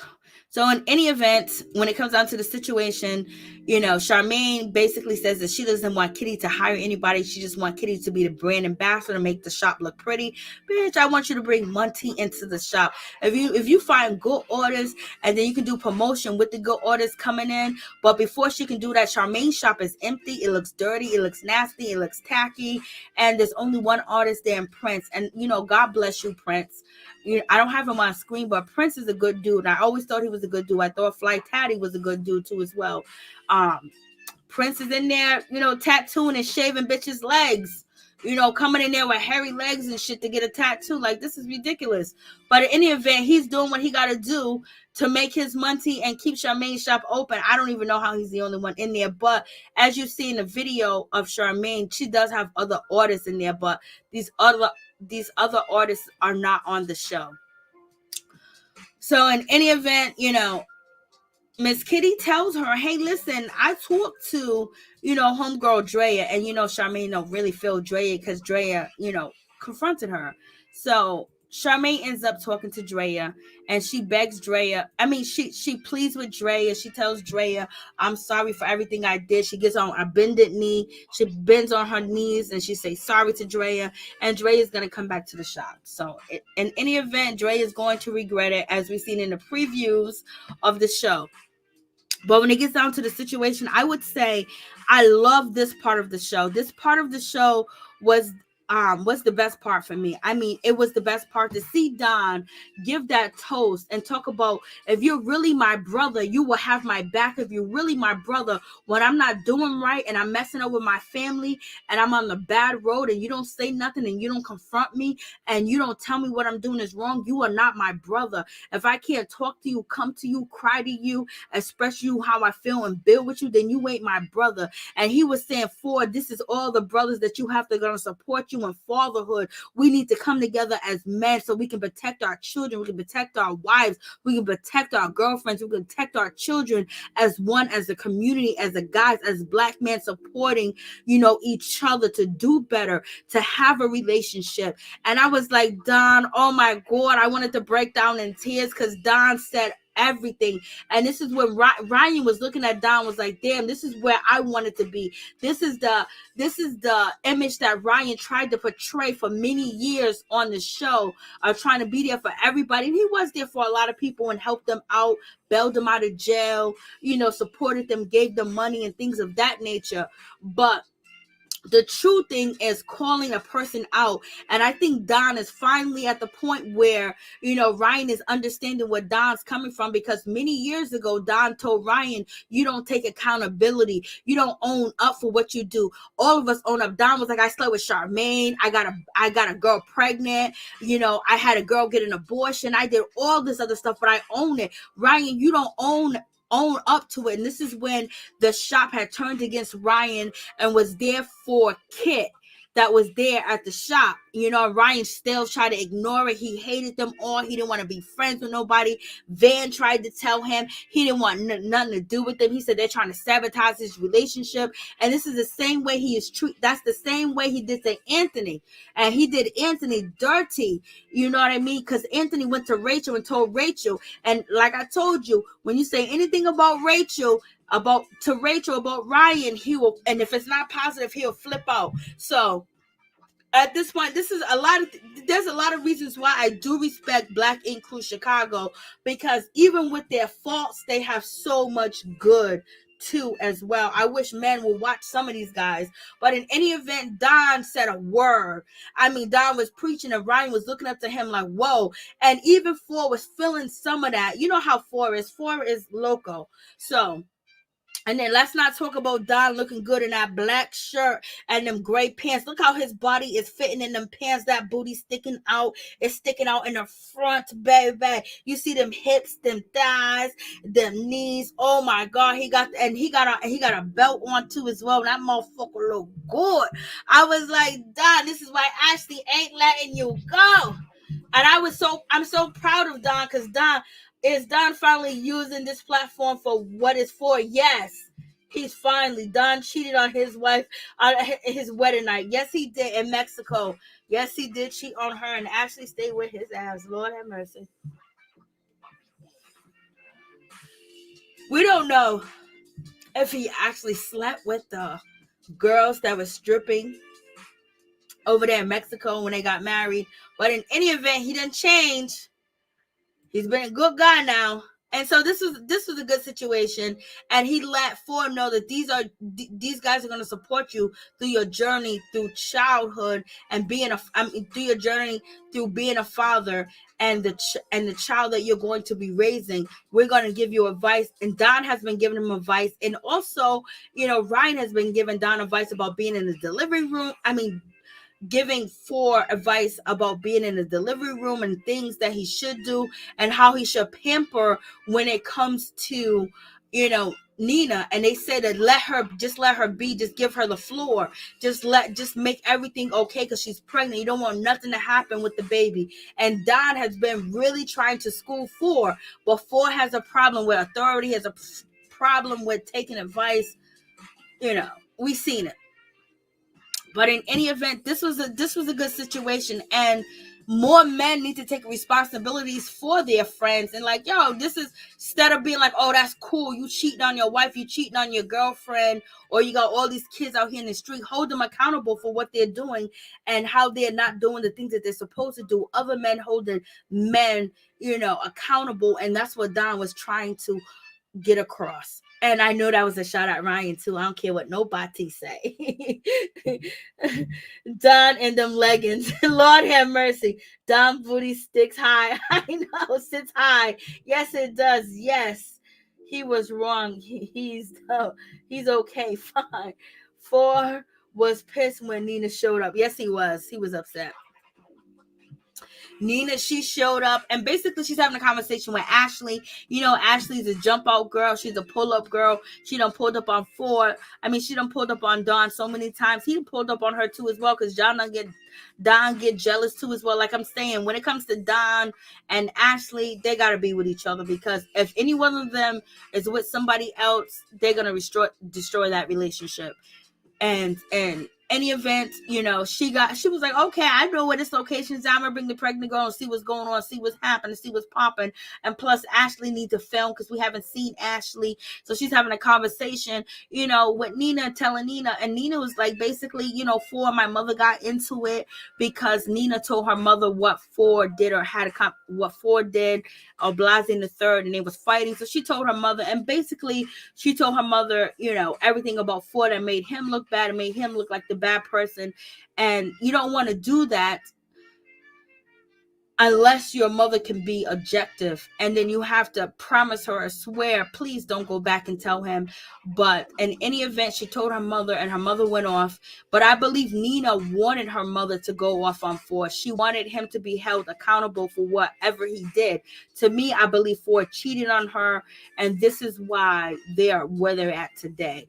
And the mother, she definitely went off, but it's better when you can be friends with your daughter's partner or your son's partner, so you can get in their head, you can understand them, you can understand where they're coming from, how they think, how they act, and so you will know how to deal with them, if you need to deal with them with kitty gloves or not. And also at the same time, if you're friends, even though your son or daughter partner might not be the ideal partner, and your son or daughter are complaining about them, what you want to do is make sure you have an open line of communication with that person that they're involved in, because there might be some avenues where you can actually give them insight and help them see differently without judging them, without being controlling, and without seeming like you're taking sides. There's a lot of ways that you can maneuver around things to make sure that the loved one that you love is in a healthy relationship and basically be positive in the relationship. Coming at the person, cussing them out, is not the way to go, because what's the old saying? You catch more bees with honey than you do with vinegar. And then if you can take what your daughter said and bring it to the boyfriend or the baby father in a different way while you're cooking. So you want to have a relationship where he comes over, he cuts the grass, or he's helping you cut the grass, or you're cooking dinner for him or something like that, where you can have these conversations and you can build and you can help them, because a lot of people do need help. A lot of people don't understand relationships. They don't understand how to communicate. They don't understand a lot of different things. And that's where the elders come in. That's why you need elders to help a lot of the young people so they can sustain their relationship, and then they can teach others like Donna's doing, But in any event, the mother, she went crazy. She went ham on the situation. She done call, Phor. She cussed him out. She said she don't even know why her daughter loves him unconditionally. And basically she's saying that for all his other relationships that they was chasing for clout, and her daughter's not looking for clout. So they talking about Nikki and the other girls that Phor was with. So definitely the daughter put all the negativity in her mother's ear about her man. And you don't want to do that, because then if your mother doesn't have the brains, the sense, or the knowledge, or the understanding to know that, okay, my daughter's not absolutely 100 and he may be wrong, but this is going to be her baby's father. So there's some way that what can I do to make this situation better and not be a part of the problem and not be an enemy of the problem? You know what I mean? So if you don't have a mother that has a mindset like that, you don't want to bring that to him, because every time or your friends, because then when they see him, oh, I hate him, he ain't no good. So every time you talk about your relationship, every time you bring him around, now they're going to be giving you the side eye, treating him different, treating you different. And it's just going to cause drama. So sometimes you got to keep things quiet. And then sometimes you got to explain to people what you want from them. You just want advice and you don't want them to get in the middle of it. You know what I mean? But you have to deal with people that have a sense of knowledge, a sense of compassion, and a sense of understanding people. So in any event, the mother felt that her daughter came to her, Nina came to her yelling, screaming, probably upset. Mama called him and basically said he got demons. He's always high. Like, he ain't got demons, he got mental health issues. And she was like shaking my head, as for those demons you are fighting, seek God, Jesus. Like, what? Could you imagine? Could you imagine? Thumbs up. Thank you so much, the yellow glove. Could you imagine that shit? She's like, you got demons. You always stay high. Could you imagine some shit like that? So that makes the situation worse, because we already know Phor has issues. He has issues with mental issues. He has issues with the perspective of what people think about him. He's sometimes a people pleaser. He's not a people pleaser no more. He used to be. Now he's just totally different. But in any event, having his baby mama tell him all this, saying he's manipulative, he's manic. And when she said he's manic, she's making fun of, or she's calling out his mental issues. Like, that is the worst thing that you can do. This is the worst thing you can do to someone in a relationship. But in any event, it is what it is. Please like, comment, subscribe. So they have a little contest going on. Phor has to learn how to change a diaper. Phor does change a diaper well, but he can't put the onesies on the baby. He's bending the baby back arm. So this is a good event. This is a good thing that they're trying to show Phor, because Ryan experienced it, and also Don. And he can't get the baby in a car seat. The car seat falls over. And it's not that he can't. Phor is not good under pressure. Phor is not a pressure type of person. So this is why he messed up. Not that he can't do it, not that he don't know how to do it. I know he got brothers and sister and Don's kids, but it's pressure. And at the same time, he needs to learn. Ashley, she done came through and she was like, oh, I'm happy to be here. Don was like, I ain't doing nothing. You don't see nothing. She was like, if you had strippers here, if you had girls dancing, I'm a part of that. I'm okay. I'm not jealous anymore. And she started throwing money in the air. Ryan started dancing. And then, Phor and Nina had a conversation. He's going to be there at the birth of the child because he was chicken shit. Phor has issues. And he's not the only one. I got issues. Everybody got issues. Only thing is his issues is on display on a TV show. You know what I mean? So I'm not trying to call him out and make him feel bad because he got issues. Because I really do appreciate Phor sharing with the Black community and the community of anybody watching the show about depression, about departing from this earth and things of that nature. And so, I don't want to make fun of him for that. So in any event, when it comes to the situation, Nina is trying to bring Phor and her mother together. And so, it's okay now. They're okay. They're laughing. They joking. Ryan is dancing. Ashley to throw money in the air. She says she's not jealous anymore. She's not crazy anymore. Like, yeah, right, Ashley. Mary Jane After Dark is live. This week. Phor cheated during the last rap battle. He did.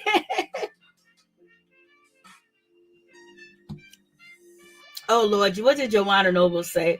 Phor needs to be glad someone wants to have a baby with his crazy ass. I can't with you. At the same... So, you have this situation going on. And so now we get to, we get to the sit down. And the sit down's not too good before he shows up. So basically, the plan for the sit down was Nina and Phor was basically trying to bring Phor closer to her mother, and they build their relationship and they get closer together and things of that nature. Then we find out that the mother, she done had 8 girls and 1 son, 8 girls and 1 boy. So like you said, Miss T, she didn't have no time. She didn't have no time at all to teach, Nina anything. And so, there the situation goes. Phor, he starts up the conversation with Nina's mother. He goes, I know we haven't kicked things off, to a bad part, but I thought that we was trying to make a relationship happen. I thought I was trying to get to know you, because, you're the grandmother to my baby. And Phor basically says, we didn't have the best relationship, but we was trying to make it work. And he goes, I honestly don't know what happened. I don't know if Nina told you anything about me or said anything negative about me, because it seemed to be cool. And he just basically says, I don't understand why you treated me the way that you treated me and why you sent me that text message. And also he says he understands that Nina mother, she has to do her job and defend her daughter. And also Phor says, I know you have your own point of view, but I don't think you understand everything. And Phor says, the character that you try to portray me as or pick me to be, that is not me. And then Phor says, when you hit me up and you hit me up and you basically says that I'm not a good character, that really hurts me.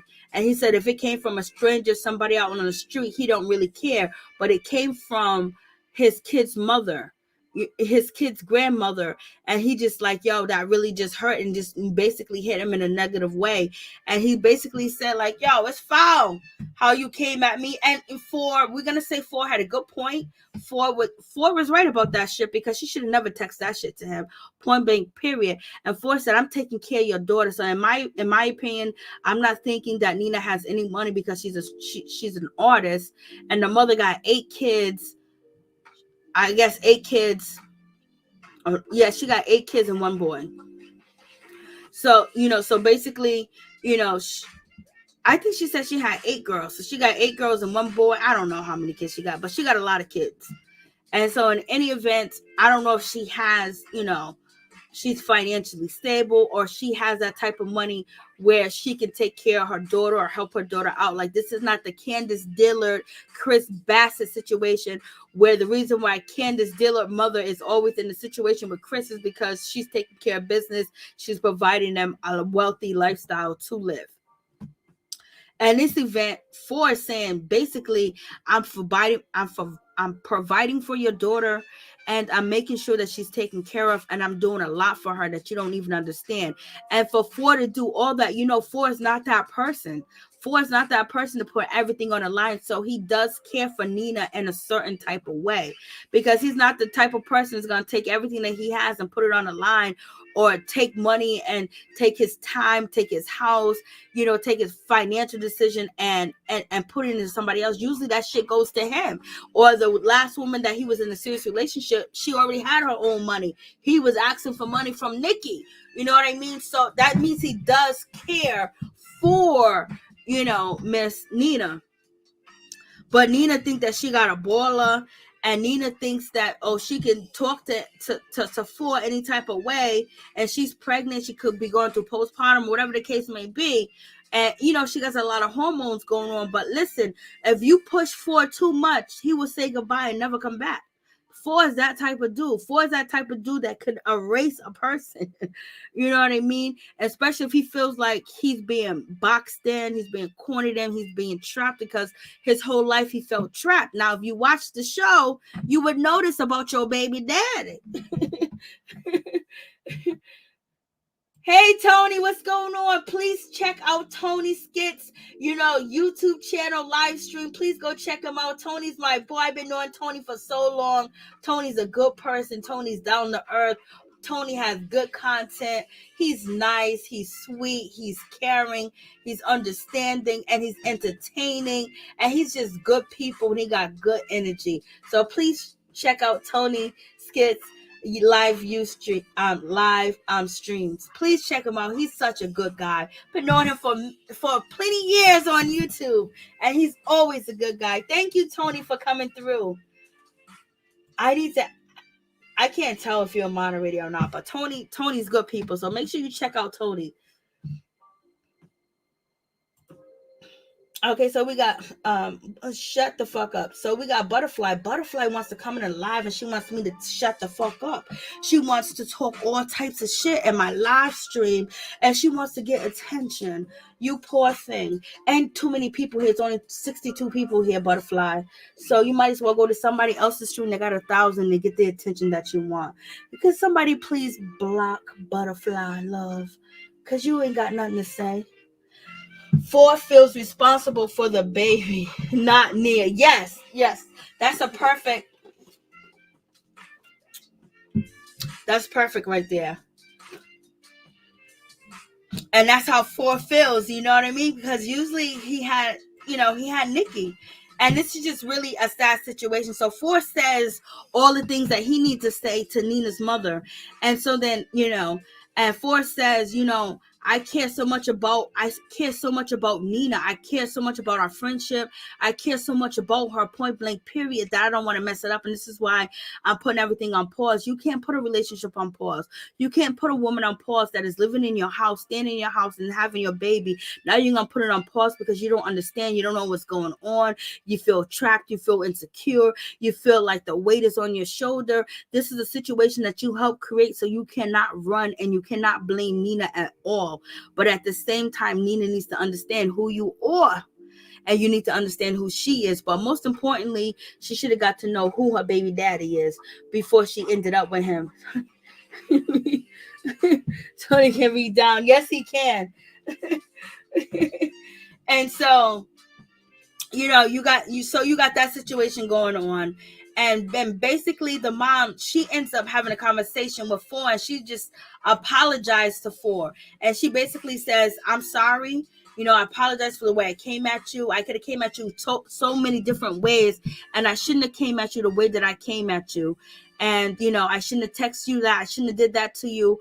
I shouldn't have did that at all. Point blank period. So she apologized to Phor for the statements that she made towards him, because I guess seeing him in person, I guess having a conversation that she's having with him and just seeing him, maybe she read his energy, maybe she read his spirit, maybe she used, her wisdom and her knowledge to understand that he's not that bad of a person. And plus, when he says, I'm taking care of your daughter, I'm doing everything for your daughter, that might have hit home that, oh, this man is really doing a whole lot when he could not be doing a lot,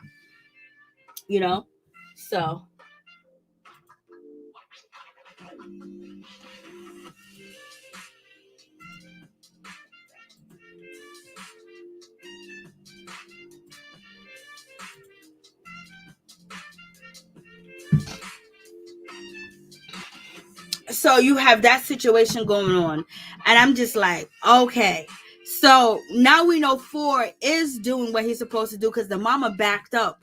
When you put money involved, you say, I'm taking care of you, possibly living at the spot, possibly taking care of you, paying all the bills and everything, and he said that to the mama, like, do you know what I do?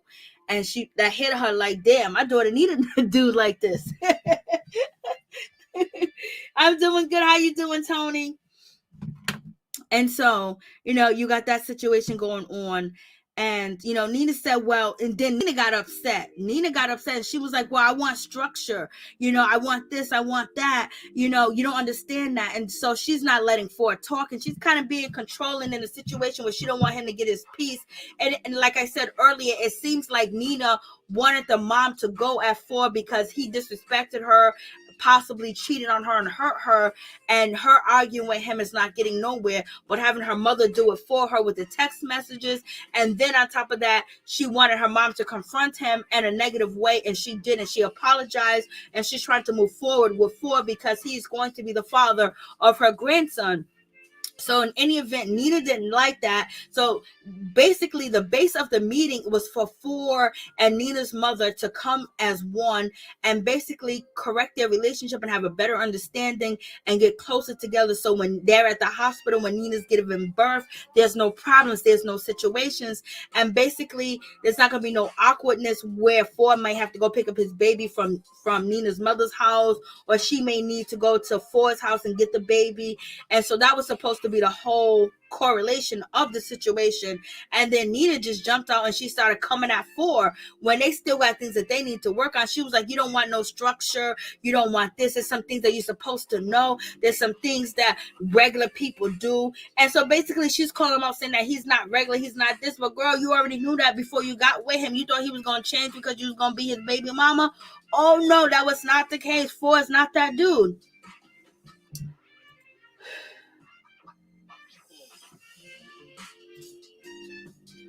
Oh, that's so nice, Nicholas.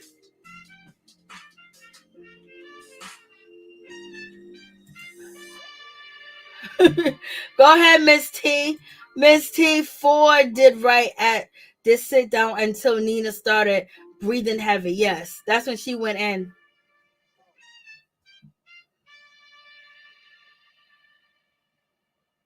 Okay, Miss T, you got somebody named Nicholas, that's in here complimenting you and saying some things. Do you know Nicholas, or is this a stranger? What's going on, Miss T? What's happening, Miss T? You and Nicholas know each other, so I hope you do. But in any event, with this situation going on, yes, Phor did what he's supposed to do, and then Nina, she just basically she wanted to have an argument with him. She just wants Phor to see things her way. She wants Phor to give in a little bit. She wants Phor to have that relationship that which she earlier said they have an unorthodox relationship. And the only reason why she entered into an unorthodox relationship is because she wanted to get him and she thought that she could change him. And Phor is not trying to change. Phor is trying to be the same person. He was like, yo, I don't want to mess up our friendship. I don't want to mess up what we had. I don't want to do none of that. I just want to be good with you. But this is why I put our relationship on hold. So I'm just like, oh yes, baby. It was off the chain. I'm doing good, Tony. But what is going on in this situation? When we get down to it, you guys know, I wish I could have had. I need a recording device Nicki Minaj was on Instagram Live, and she was with Saucy Santana, and I think Saucy Santana, Rolling Ray is going to do, and Nicki Minaj are going to do a song together, and Nicki Minaj was basically saying Rolling Ray don't like her, and Saucy Santana, and Rolling Ray don't get along. But she was trying to see if she can work out that situation to see if they can all do a song together. But in any event, Saucy Santana, Nicki Minaj was on Instagram Live.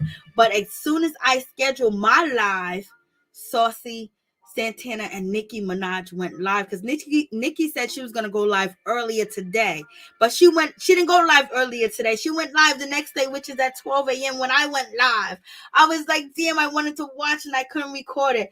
Stranger danger.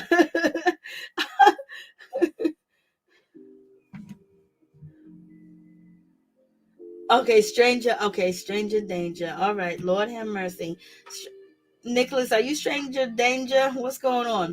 So in any event, Lord have mercy, Miss T, what's going on tonight? What's happening? I gotta fuck you, and you get Whitney Houston lyrics in the chat.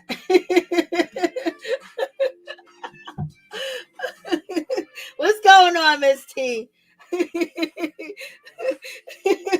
I know. That's why I said Phor did not give good loves. Oh, too funny. So in any event, we're gonna see what's gonna happen in this situation. I don't know if Phor is still with Nina. Nina wants a whole lot from Phor, and Phor he needs time to grow. Look how long it took Don to grow, and we're still waiting on Ryan to grow and being and not just think about himself and think about what's between his legs, baby. Ryan act like he ain't never got no yin yang, no ooh ooh, no ah ah. It's just like he got to do it with his best friend's girl. Like, what's going on? And Phor, you wasn't ready for no damn kid. You didn't rap. You've been skeeting away from wrapping it up. There's been many times over the years you have got away without wrapping it up, and you have scares and things of that nature. But you did it this time. Now you got a son. Now you got to own up to it. But I don't think he's going to marry Nina. At least Don did the right thing. Don said he was in the same relationship. He was in the same predicament as, his brother Phor. That, he didn't really know Ashley, but he got her pregnant. He married her. He did the right thing. And then from there on, they're ride or die regardless of what happens. Phor is not that person. But Phor could be that person. So we're going to see what's going to happen between Phor and Nina. Gonna fight. I don't even know if they're still together. I doubt it. Phor done moved on, baby. After dog, I know. I know. So yeah. So we might be getting a song from Saucy Santana and Nicki Minaj.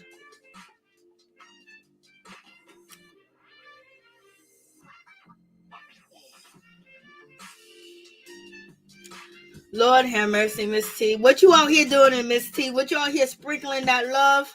Cause you got Nicholas. Well, you're a moderator. You already know what you can do if you want to. I hope they are together. But Phor is he's a strange one. I don't know. I hope they are together, and I hope they do work on it, because Phor has issued. I think Phor wants to be that man, but he's scared to be that man. He's scared to have that responsibilities. He's scared that he may fail. It's too late for you. You're already a father.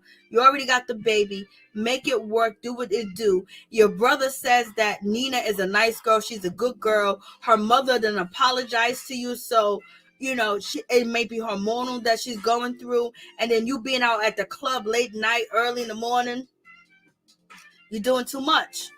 When you got a baby at home, when you ain't making hundreds of thousands of dollars doing it, it's a difference. That's what they always want to say. I'm at the studio. At the studio doing what?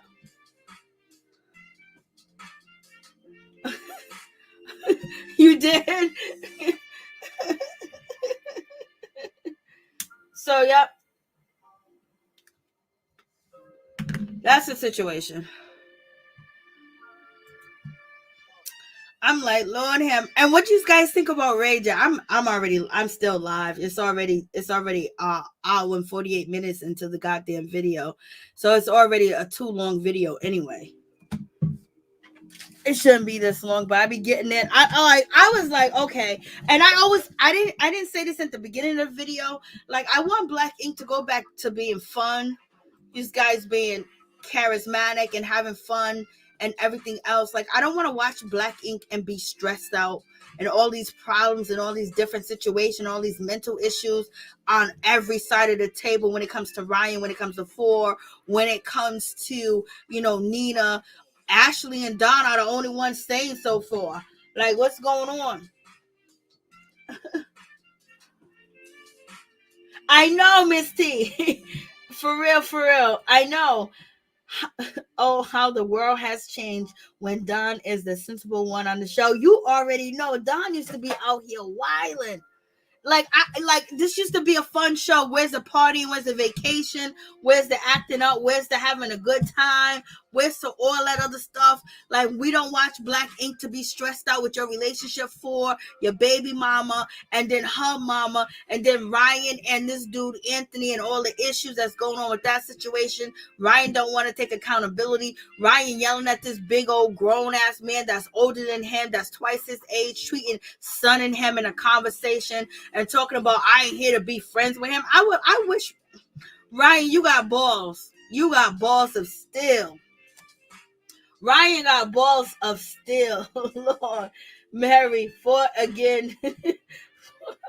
Gonna to a relationship with her. I know they're in a relationship. First, they said in situationship. She said it's an unorthodox relationship, but yeah, everything that she's trying to get Phor to do is to be in a relationship because she says basically she doesn't want the relationship, for it to be too late. She wants structure. So then why are you telling us it's an unorthodox relationship? It's a sensual relationship. It's a situationship. And then she said we are together. Lord have mercy. You don't got to tell nobody that you're together if you are 8 months pregnant up in that man's house and all them diapers and all them clothes together. If they don't get it, then you don't get it. That you don't believe that you are together. And that's the thing. Like, it's the confidence that women need to have when they're dealing with these type of men and they're dealing with these type of relationships. And also, you got to study a mother sucker. You got to understand him. You got to understand where he's coming from, especially if you're going to have a baby with him. Like I said earlier, daddy's maybe daddy, mama's baby, daddy's maybe. You're gonna deliver that baby. That baby's gonna be solely on you. He can walk away, he can run, he can hide, he can do all types of stuff, but that baby's gonna potentially be with you. And if you try to abandon the baby after you have it, you probably gonna go to jail. You know what I mean? If you're in a, try to run out the hospital and shit like that. But in any event, you have to be aware who you are dealing with and who you are sleeping with. And Phor says that he only knew her for a year and they met in the music scene. So therefore, she was probably just mesmerized. She was so enthralled. She was so enhanced with Phor, because Phor, he had like, I think Phor had 2 hit songs, and then he wrote like the theme for whatever Chicago sports team, and then he's on Black Ink. He was working with, what's his name, London on the Track. He was supposed to be working with London on the Track. He went down there to where London was, and London wanted him to do things, and London wanted him to follow orders and be consistent, concise, do this, do that. And that's not Phor's situation. Phor is a free will type of individual, and he got to learn that shit is over with. You're a grown ass man now, older ass man.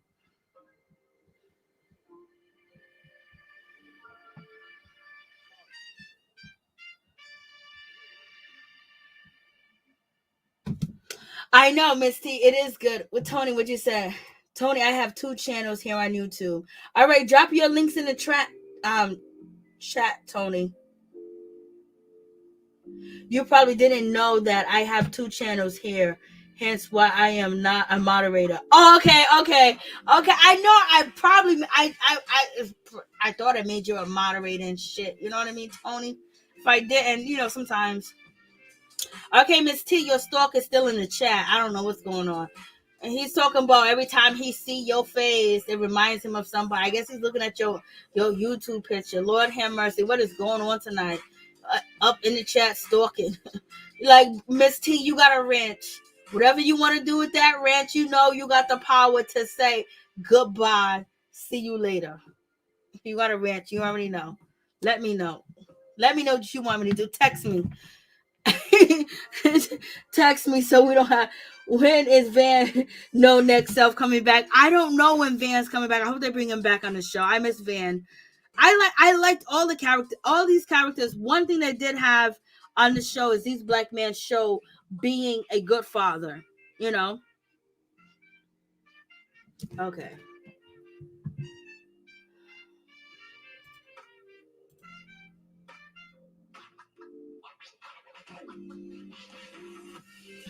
They're in a long one night stand. Oh, Miss T, you are too much.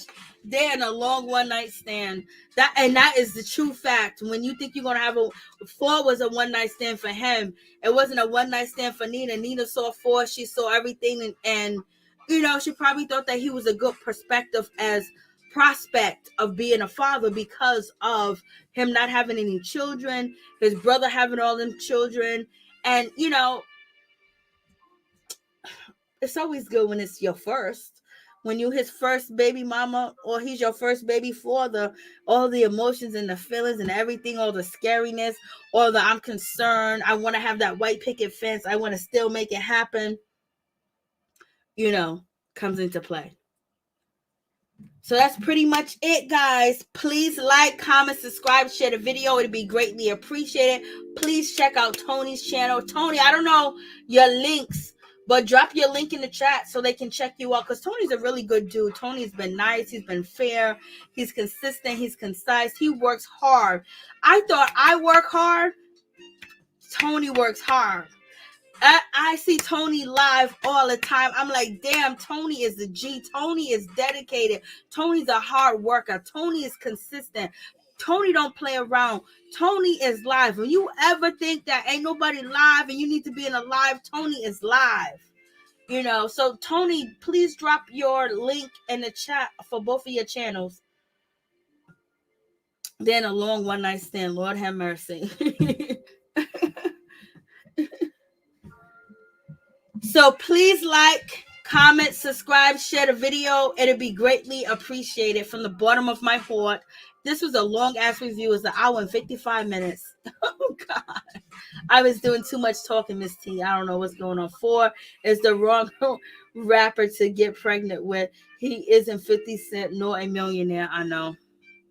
But only thing he does have that is good is he doesn't have any other children. This is his first child, so you would think, shit didn't change since, I was out here in these streets. That if you the first baby mama, you're supposed to get some type of privilege, some type of priority, some type of treatment, some type of I still want to be with you. I'm gonna do everything I can. I love you, but they don't know each other, but they're gonna get to know each other. Like Don said he didn't know Ashley when he got her pregnant. So and Don didn't just get Ashley pregnant, he got another person pregnant. He had another person get pregnant and had a procedure, Phor messed up that London bag. Yes, you remember that? Oh, it's all right, Latoya Track. I know. I went live at the last minute. I only gave like 15 or 10 minutes notice. I put the live up or whatever, saying that I was going to go live, like 20 minutes or whatever before I did go live. I didn't know I was going to go live today. And shit, it's almost 2 hours this video is. Lord have mercy. So yes, hopefully, Miss T, people see your comments and everybody else and what I said, because we don't already been there, done that. It's for the young people to understand and how to get into a relationship. And it's just sad that a lot of these young kids don't know how to be in relationships or how to maneuver around a relationship, or when you get into a predicament that, what's her name? Nia and Phor's in, there's certain things that, her mother should have taught her to do. And to me, Phor to Nina is her 50 Cent. You know what I mean? She probably never, though, you already know how it is. I don't know what's going on, Miss T, but from Too Short into a lot of these, celebrities, they're really out here disrespecting black women like we ain't beautiful, like we ain't cute. Everybody else from another race that try to be like us and look like us, they want to be with. It's a lot going on. And I told you guys about it's like the ages from 18 to 25 of men that are black. Some of them, like we did like a little poll, are not choosing black women. And then from the age of 40 to 60, I'm not choosing black women. It's the in-between age from like 29 to 38. From 29 to 38, they still in love with black women. But the other ages is like, yo, I don't know what they're trying to do.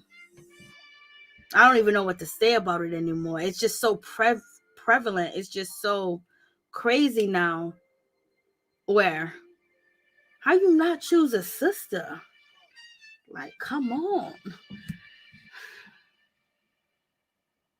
Yes, Miss T. That's what's happening. That's what's happening. And it's just Latoya. That's all right, Latoya. It's all good. I will watch the playback. I was rambling. I was talking too much, Latoya. I was doing too much. That's why it's 2 hours. I need help. I need to shorten up my reviews. I gotta do better on that situation. But I get to go on Miss T. And then when I look in the chat, and if I see what I see in the chat that is almost coherent with what I'm talking about, I just go in for days. But they still all want a black woman body, yeah. They just don't want a real black woman. Like, what's going on? Justin T, please. And I just, hey, what's up? What's going on? How you doing, girl? So yeah, I'm just noticing that a lot, and it's just really just sad that social media is so prevalent, and it's so like, when we had the blackout, when Facebook and Instagram wasn't working, people was going crazy. And if you see all the images that are on your timeline, ain't no dark skinned woman on your timeline. And before, what they used to do was called prime time. Prime time, when you watch the 6 o'clock news, you watch all the shows that come on TV, the reporters, the magazines. Before, they had all these porn sites, like, all these porn sites that people can go to. The majority of porn and sexuality that you was looking at were Caucasian. Like, I could remember at maybe 10 years old, at my friend's house, and we end up finding her father's stash of porn magazines, and there were no black women in the porn magazine. He was married to a black woman, but they had maybe one or two different, maybe one. I don't remember seeing a black girl in the porn magazine they used to have, because before they had video, they did have some video, but that was probably hard to get, and they didn't have black women on the video. And so now, so they use that to control, like, if you have power, if you with somebody that's not a black woman, or you're more accepted in society, or you made it up because of the fruit that you couldn't touch was, someone outside your race. And then you also had a lot of black men lose their life back in the day, when you had the KKK, and you had all these different organizations where they wasn't here for interracial marriage and things of that nature. So it was like, oh, that's something that you can't have. And if you do have, you have a little bit of power. And then the man, he hated for you to even touch his woman, because you could be ax Emmett Till. You know what I mean? What happened? And so now they had a whole lot of market. So now with the commercials, with the media, with the Instagram, with the TikTok, with certain type of music blowing up, certain types of things are blowing up, it's not the women of color or dark skin color. It's like, you got Too Short said, I only love mixed women. You gotta be biracial. And it's like, Too Short, I can't believe I watched the versus battle and I rooted for you when it came to Too Short, and I watched that whole shitty ass battle. And you acting like this, that's why you fell and ran from the cops, you drug addict. Motherfucker. How about Blacktail Mag? I don't even know who Blacktail Magazine is. What's up, Rashida Libra? How you doing, baby girl? Peep Squad in the building. Hello, Mary Jane in chat. Thank you so much. It's good to see you, girl. It's good to see you. Sadly, colorism is real and just as alive as racism. It's even worse because a lot of these young boys, I told you guys one time before, like I was around like at least 20 young boys from the age of 18 to 24. And this was, in the summertime. And we was we was just talking about celebrities. And then I said, like, I want you guys to name attractive celebrities because I just wanted to see where their mind was. And nobody that they named was black. And then after that, I said, what about any black women? And then they named the black women that almost looked like they wasn't black. And then I said, what about a dark skin? You guys know any dark skinned black woman? And they said the only name that they said was Tyra Banks. They said Tyra Banks, y'all. They said Tyra Banks. Virginia Island Finest. Hey, what's up? How you doing? Is Lil Wayne only wanting exotic woman? Yeah, well, him, number one. And then you got to think about a lot of these rappers that rap about it too. But at least the only woman that he married and the first woman he had children with looked just like him. So we got to give him that. The fame, and he had access to everything.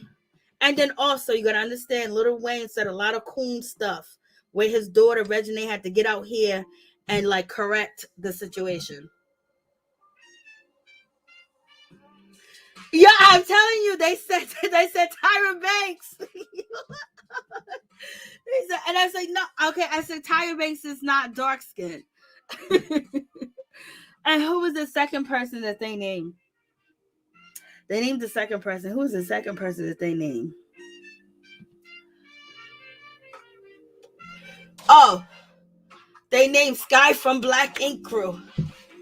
The second person they named was Sky from Black Ink Crew. I said, she's not dark skinned. I was like, yes, she is. And then all these other places that I go, it's just, and then also, how do a parent compete today with social media and the music, the imagery that their kids are looking at all day long, every day on their phone next to them?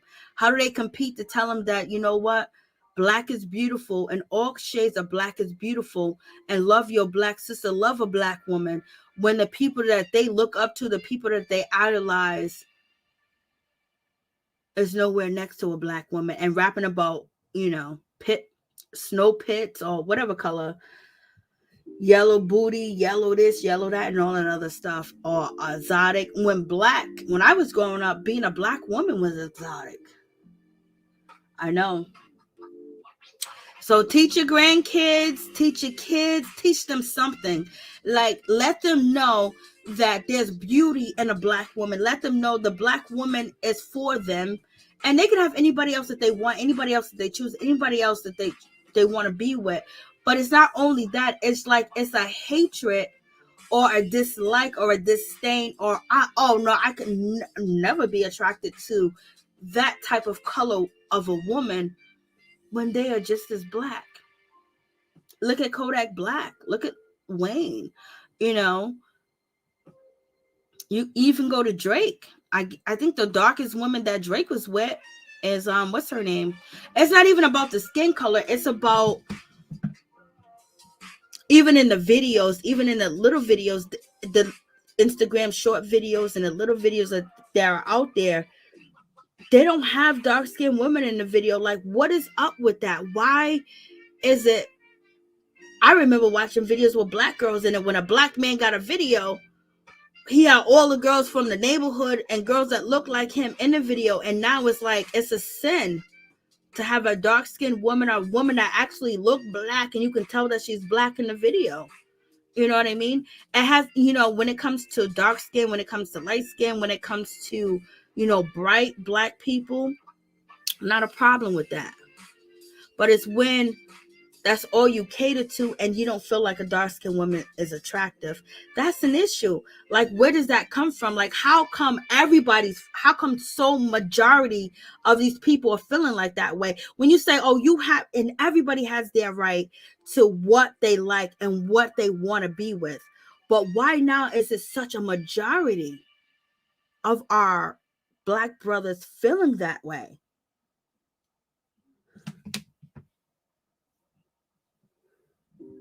That's one, Rashida Ali, bro. That's one. And I love Wale. Wale is in my top 10 of rappers. I always buy his albums. I always listen to his music. I like his Nigerian ass. Black women haven't been in videos since the 90s and early 2000s. Yup. They have women that look like us. And when it comes to the Nicki situation, it's not Nicki's fault with, that Jessie, I forgot her last name, Jessie, whatever her name, Swanson. As that's what the thing is. It's like everyone's getting paid to imitate us, and we ain't getting paid. And the very few Black women that are getting paid is very, very few that has color to their skin. But yeah, every other race that don't want to be us, don't want to be Black and have issues towards Black women, but they know that they can benefit because your people are going to worship me and your men are going to worship me. And then some of the women that look like you are going to want to look like me because all the men around them are watching me and looking at me and like me. You know what I mean? And so then now you're going to be a follower. And then not want to support the woman that look like you. Not all, but some. But you can see, just look at your artists with color. Look at your artists that you can tell that are Black and where they at. And the other ones where, oh my God, what is she? I don't know what she is. It's just crazy. I like Wale though. Black women haven't. You were so right about that. I like not Wale. I do like Wale too. Back in the 80s, it was only Black women in the R&B videos. It wasn't until the 90s that all the light skinned and white women into them. And then, and then they make it, we had the butts that you couldn't, emulate. And now they have all the butts. Yeah, so that's just like, and that's one thing I do appreciate about Phor and Don. They do stick with women that do look like them, and they always stay with their kids. Their kids are important, and Ryan, his kids are important. So they do have some, even though they have negative qualities, they have positive qualities too as well. Is it just me, or does anybody else miss the 90s? I don't know if I miss the 90s. I miss the authentic. But it was hard on Black people in the 90s too as well. It was hard. It was hard on Black people to make it and sustain and make a living. Then they put the drugs in our neighborhood. As we can see on the TV Snowfall and all the other TV shows, ain't no Black person went over there to Cuba, Mexico, and all them other places and Afghanistan and all them other places and bring drugs from there and bring them back to America. Ain't no Black person did that. Well, you can say Frank White, I guess.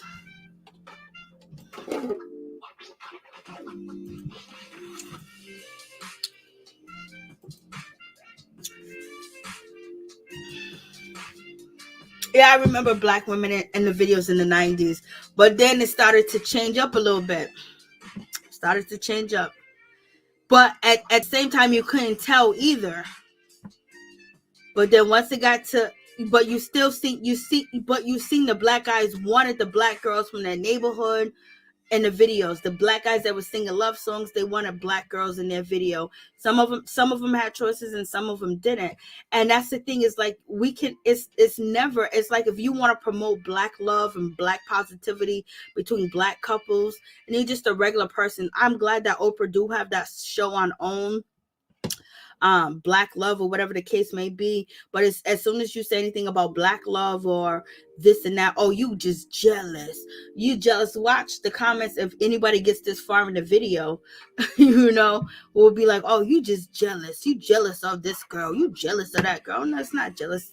See, it's just calling out what I don't see in other cultures. They stick together, they stay together, and they produce.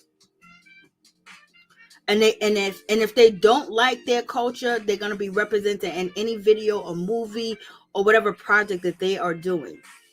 It's us, some of us that gets that platform that forget about everything that's black.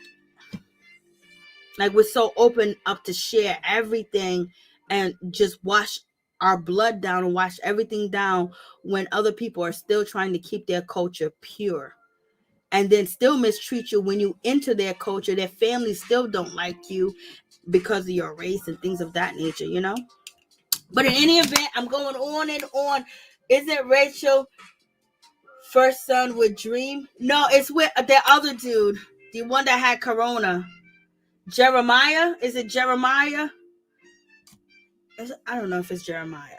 Not the one that was caught with the women. Well, she got a baby by a celebrity, but I think it's Jeremiah, because he just recently had a baby shower. If it's him, birthday, y'all. It's your birthday week. Why she to leave a happy birthday, girl? Happy birthday. What's up with you? And poor Miss Wendy Williams. Like, Lord have mercy. You think Wendy Williams is actually going to come back on TV? Like, is she done? Is it finito? So now they're going to replace Wendy Williams with a panel of people, and they're going to replace her, with rotating cast members. Damn, I just had a little bit of faith that Wendy was going to come back. I still got an ounce that Wendy's going to come back. I don't know how bad she is, but I have heard stories of how bad that she might be. And I don't know if it's true, so that's why I never mentioned that. But from what I heard, the way that it was explained to me where Wendy Williams is at today, there's no way she's going to do another show again. But I always have faith. Faith has always kept me faith has always kept me alive. Just being positive and having faith that, sometimes I can believe the best and it could be the worst, but for somehow just being so positive, always at the end of the day, it becomes positive for me, And so when Ryan said that he's not logic, I would say that in a lot of ways that I'm not logic when it comes to miracles and when it comes to things just working out for, people say logically it's not going to happen this way, but being spiritual and just having that faith and believing, baby, shit could work out. And sometimes you got to plan for the worst. But in any event, with Wendy Williams, somebody said in the comments that they hope that, she just passed the torch. But in any event, when it comes to Debmar Mercury, they're replacing Wendy Williams with a guest show with a bunch of hosts and a bunch of panelists, and they're waiting for Wendy to return. I hope she does return. I hope she does. If she's not going to return, I just hope like she gets 2 weeks to maybe film from her house, dress her up the best way that you can, and let her be on the panelist.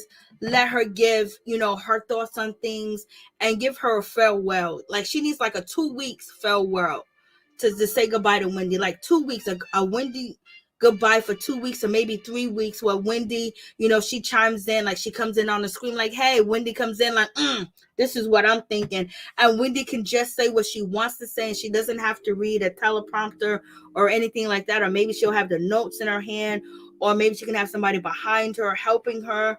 And just like, because I think that she did a lot for the culture, and she needs a proper goodbye from the show if she's not coming back, in my opinion. I think, it's Jeremiah. Okay, I wasn't sure. I feel like she She will come back, but this is a time for her to get it together mentally and physically. Yes, Latoya. Happy birthday. Yes, happy birthday, Rashida Libra. Girl, I hope you're having a good time because I know you're a hard worker. I know you handle your business. I know you take care of things. You don't play no games. You have a little bit of fun online, but you're all serious business. You come to work and you do your thing. I thought Nick Cannon was going to be her replacement. Well, I don't think they want to say that right now, but most likely he was supposed to be, and that's what the talk says. Nick Cannon could be busy, but ultimately Nick Cannon will want that spot. Wendy got a good spot, on TV, a good spot on TV. I mean, like the time that she has on TV is a good time. You know what I mean? And then on top of that, she has a good time in all. Every state is different the time that she comes on. So hopefully, if she doesn't come back, that they give her the proper goodbye. I don't know who they're actually going to. I don't think she can be replaced. But if Wendy actually choose a replacement and say, this is who I want, it'll make a world of difference. And then also make guest appearances. But we'll see what happens, because sometimes when you don't fit a schedule for people, you don't do what the network wants you to do, or the production company, they want to shit on you and act like, oh, let's just forget about her, we got to move on from the Wendy era. And if they do it that way, no one's going to tune in, because Wendy has millions of fans. Some of these fans that Wendy are not signed up to her Instagram. Some of them don't even know shit about Instagram. Some of them don't even know nothing about YouTube. They turn on their TV, they record Wendy Williams' show, and they watch it just like that. And them are the people that has been supporting Wendy and has been on Wendy's side since the beginning. And then people are still there. So if they don't do right by Wendy and her departure, then people are going to tune in to something else. And they'll never watch that channel again, or at that time slot. So they have to be very mindful that people may say a lot of negative things about Wendy and talk negative about Wendy and say Wendy ain't this, Wendy ain't that, oh, good riddance to her. She has fans, millions of fans, that don't fuck with the internet. Whatever baby boomers are still running the streets, they are Wendy fans. And the other people that only use their cell phone for emergencies, them are her fans too. So don't go. I hope the network and the production company don't go by what everybody says on Instagram or YouTube. They have a bigger picture, because they'll fail. I don't care if they fail or not, but I'm just saying people just don't understand that Wendy has fans that are baby boomers. Wendy has fans from baby boomers that have children that watch Wendy together with their mother and their father from all different races. What did Miss T say? I thought Nick Cannon was going. Yeah. Yes, Miss T. I have been listening to her since she was on the radio and Howard Stern live. I haven't listened to Howard Stern anymore, but I used to really listen to. I was a big Howard Stern fan. Like, oh my God, when I used to do deep cleaning, when I say deep clean, I mean cleaning everything with a fine toothbrush, cleaning the cracks and everything. I used to put on Howard Stern. I load all the videos that I want to listen to Howard Stern, and I would just listen to these complicated, deep interviews that were just so fucking beautiful. And I was like, oh my God, like, this is just great. Like, he is a great interviewer. But the way that he used to interview, he don't do that anymore. His shows that were really, really good, he don't do that anymore. So most of the time, these were all old shit that I uploaded, which YouTube didn't block yet at the time. Because now you can't find none of them interviews.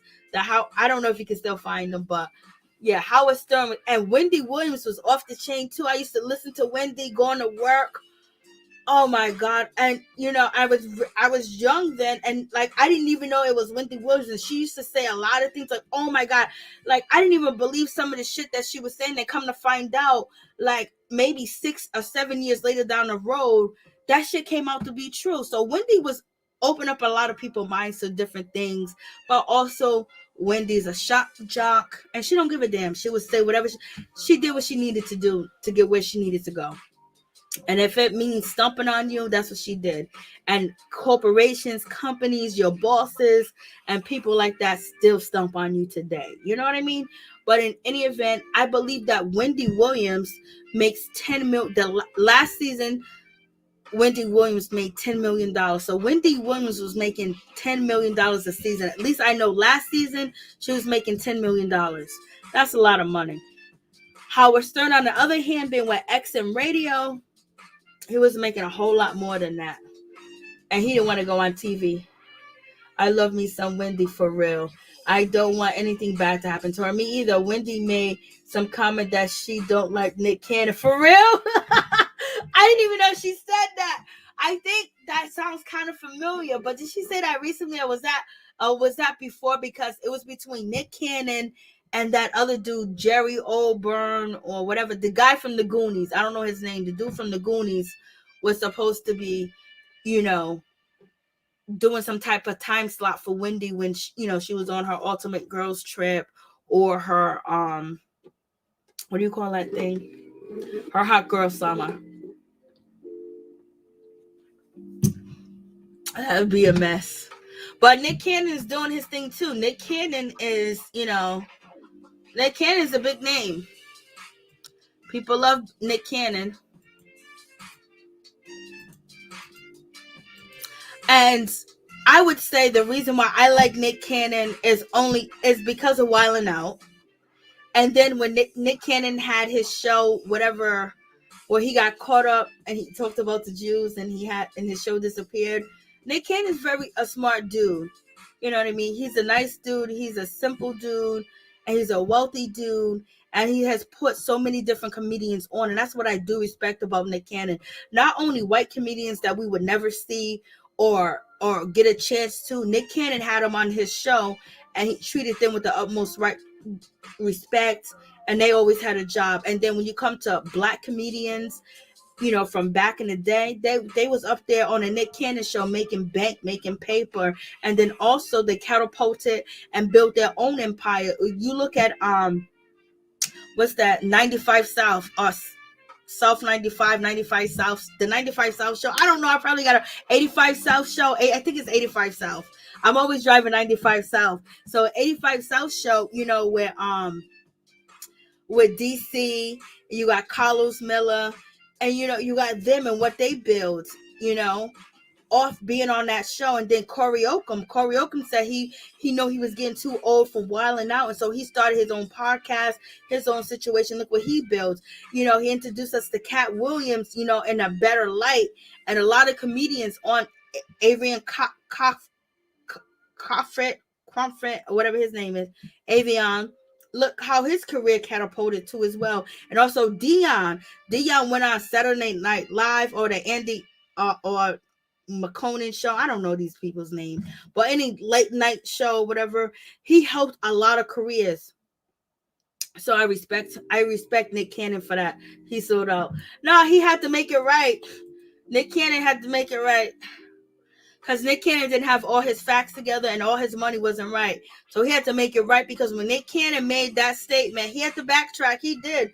Oh, yes, he backtracked it. He backtracked like a track star baby. He was Hussein Bang in the situation. He had to backtrack. Because think about it, all these people from Wildin' Out and all these other shows that he was on, that put them on hold because he couldn't even film from them. So he had to backtrack. You know what I mean? And then, a lot of people down him for that. But I could say, personally, me being a black woman and standing up for the black culture and working at different organizations and different jobs and having a high position at different places, I remember walking into one place, the treatment and the work atmosphere, everything was horrible. It was so bad. And the money was good, but it was just torturous. And me being the young woman I was today, I was like, this shit gotta change. Let's stand up. Let's change this. Let's do this. Let's have a walkout, and let's do this. Blah, blah, blah, blah, blah, blah. everybody like, yeah, yeah, yeah. You know how like they created unions? They was like, yeah, yeah, we're down for it. Guess what? Nobody did it. Oh man, I wanted to do it. Oh man, I wanted to do it. So when you say people to stand up and be courageous, people in their everyday life that call other people out won't even stand up and walk away from a bad situation or racism or try to change their job environment. So, I don't even put all that on celebrities anymore because I know regular people can't do it. But in any event, I was the ringleader and I kept my word and I did what I was supposed to do. But eventually I changed everything at that job. I changed the whole atmosphere, the working environment, and it was better for employees and the clients at the time too as well. And I stuck it out. And people were scared. I wasn't scared. What the fuck I need to be scared for? I can go somewhere else and make the same money somewhere else. But I just felt like it was a need. It was necessary because I saw a lot of old Black people working there. And a lot of people was like, yo, this is, and then the clients were Black too as well. Like, this is bad. Like, you got to do better. Then I'm seeing these people banking, making money, got beach houses and whatever the case may be. Yes, I changed that whole environment. They still got my picture on the wall at that organization that I used to work for. And this is probably about 20 years ago. And my picture's still on the wall. Change, but you can't expect a celebrity to do it when a person making $20 an hour worth $13 an hour won't do it. You know what I mean? So we hold people up to high standards and standards that we won't even do. Wendy is definitely the GOAT. She made gossip a thing. Yes, she did. She's queen of me. He had to make it right. Yes, he did. Nick definitely paid it forward. Yes, he did. I went to the Wendy show right before COVID, like 2 years ago, and had a blast. I know you did. I never went to the Wendy Williams show. I know that was an ultimate experience. So yeah, listen, we're on 2 hours and 29 minutes. Lord have mercy. Ain't nobody gonna click on this video and watch. They're gonna be like, oh, who the fuck is talking for 2 hours and 29 minutes? Click. I ain't clicking on that motherfucker. It's so long. Yo, Miss T, I really appreciate you coming through. Thank you so much, Miss T. I really appreciate you.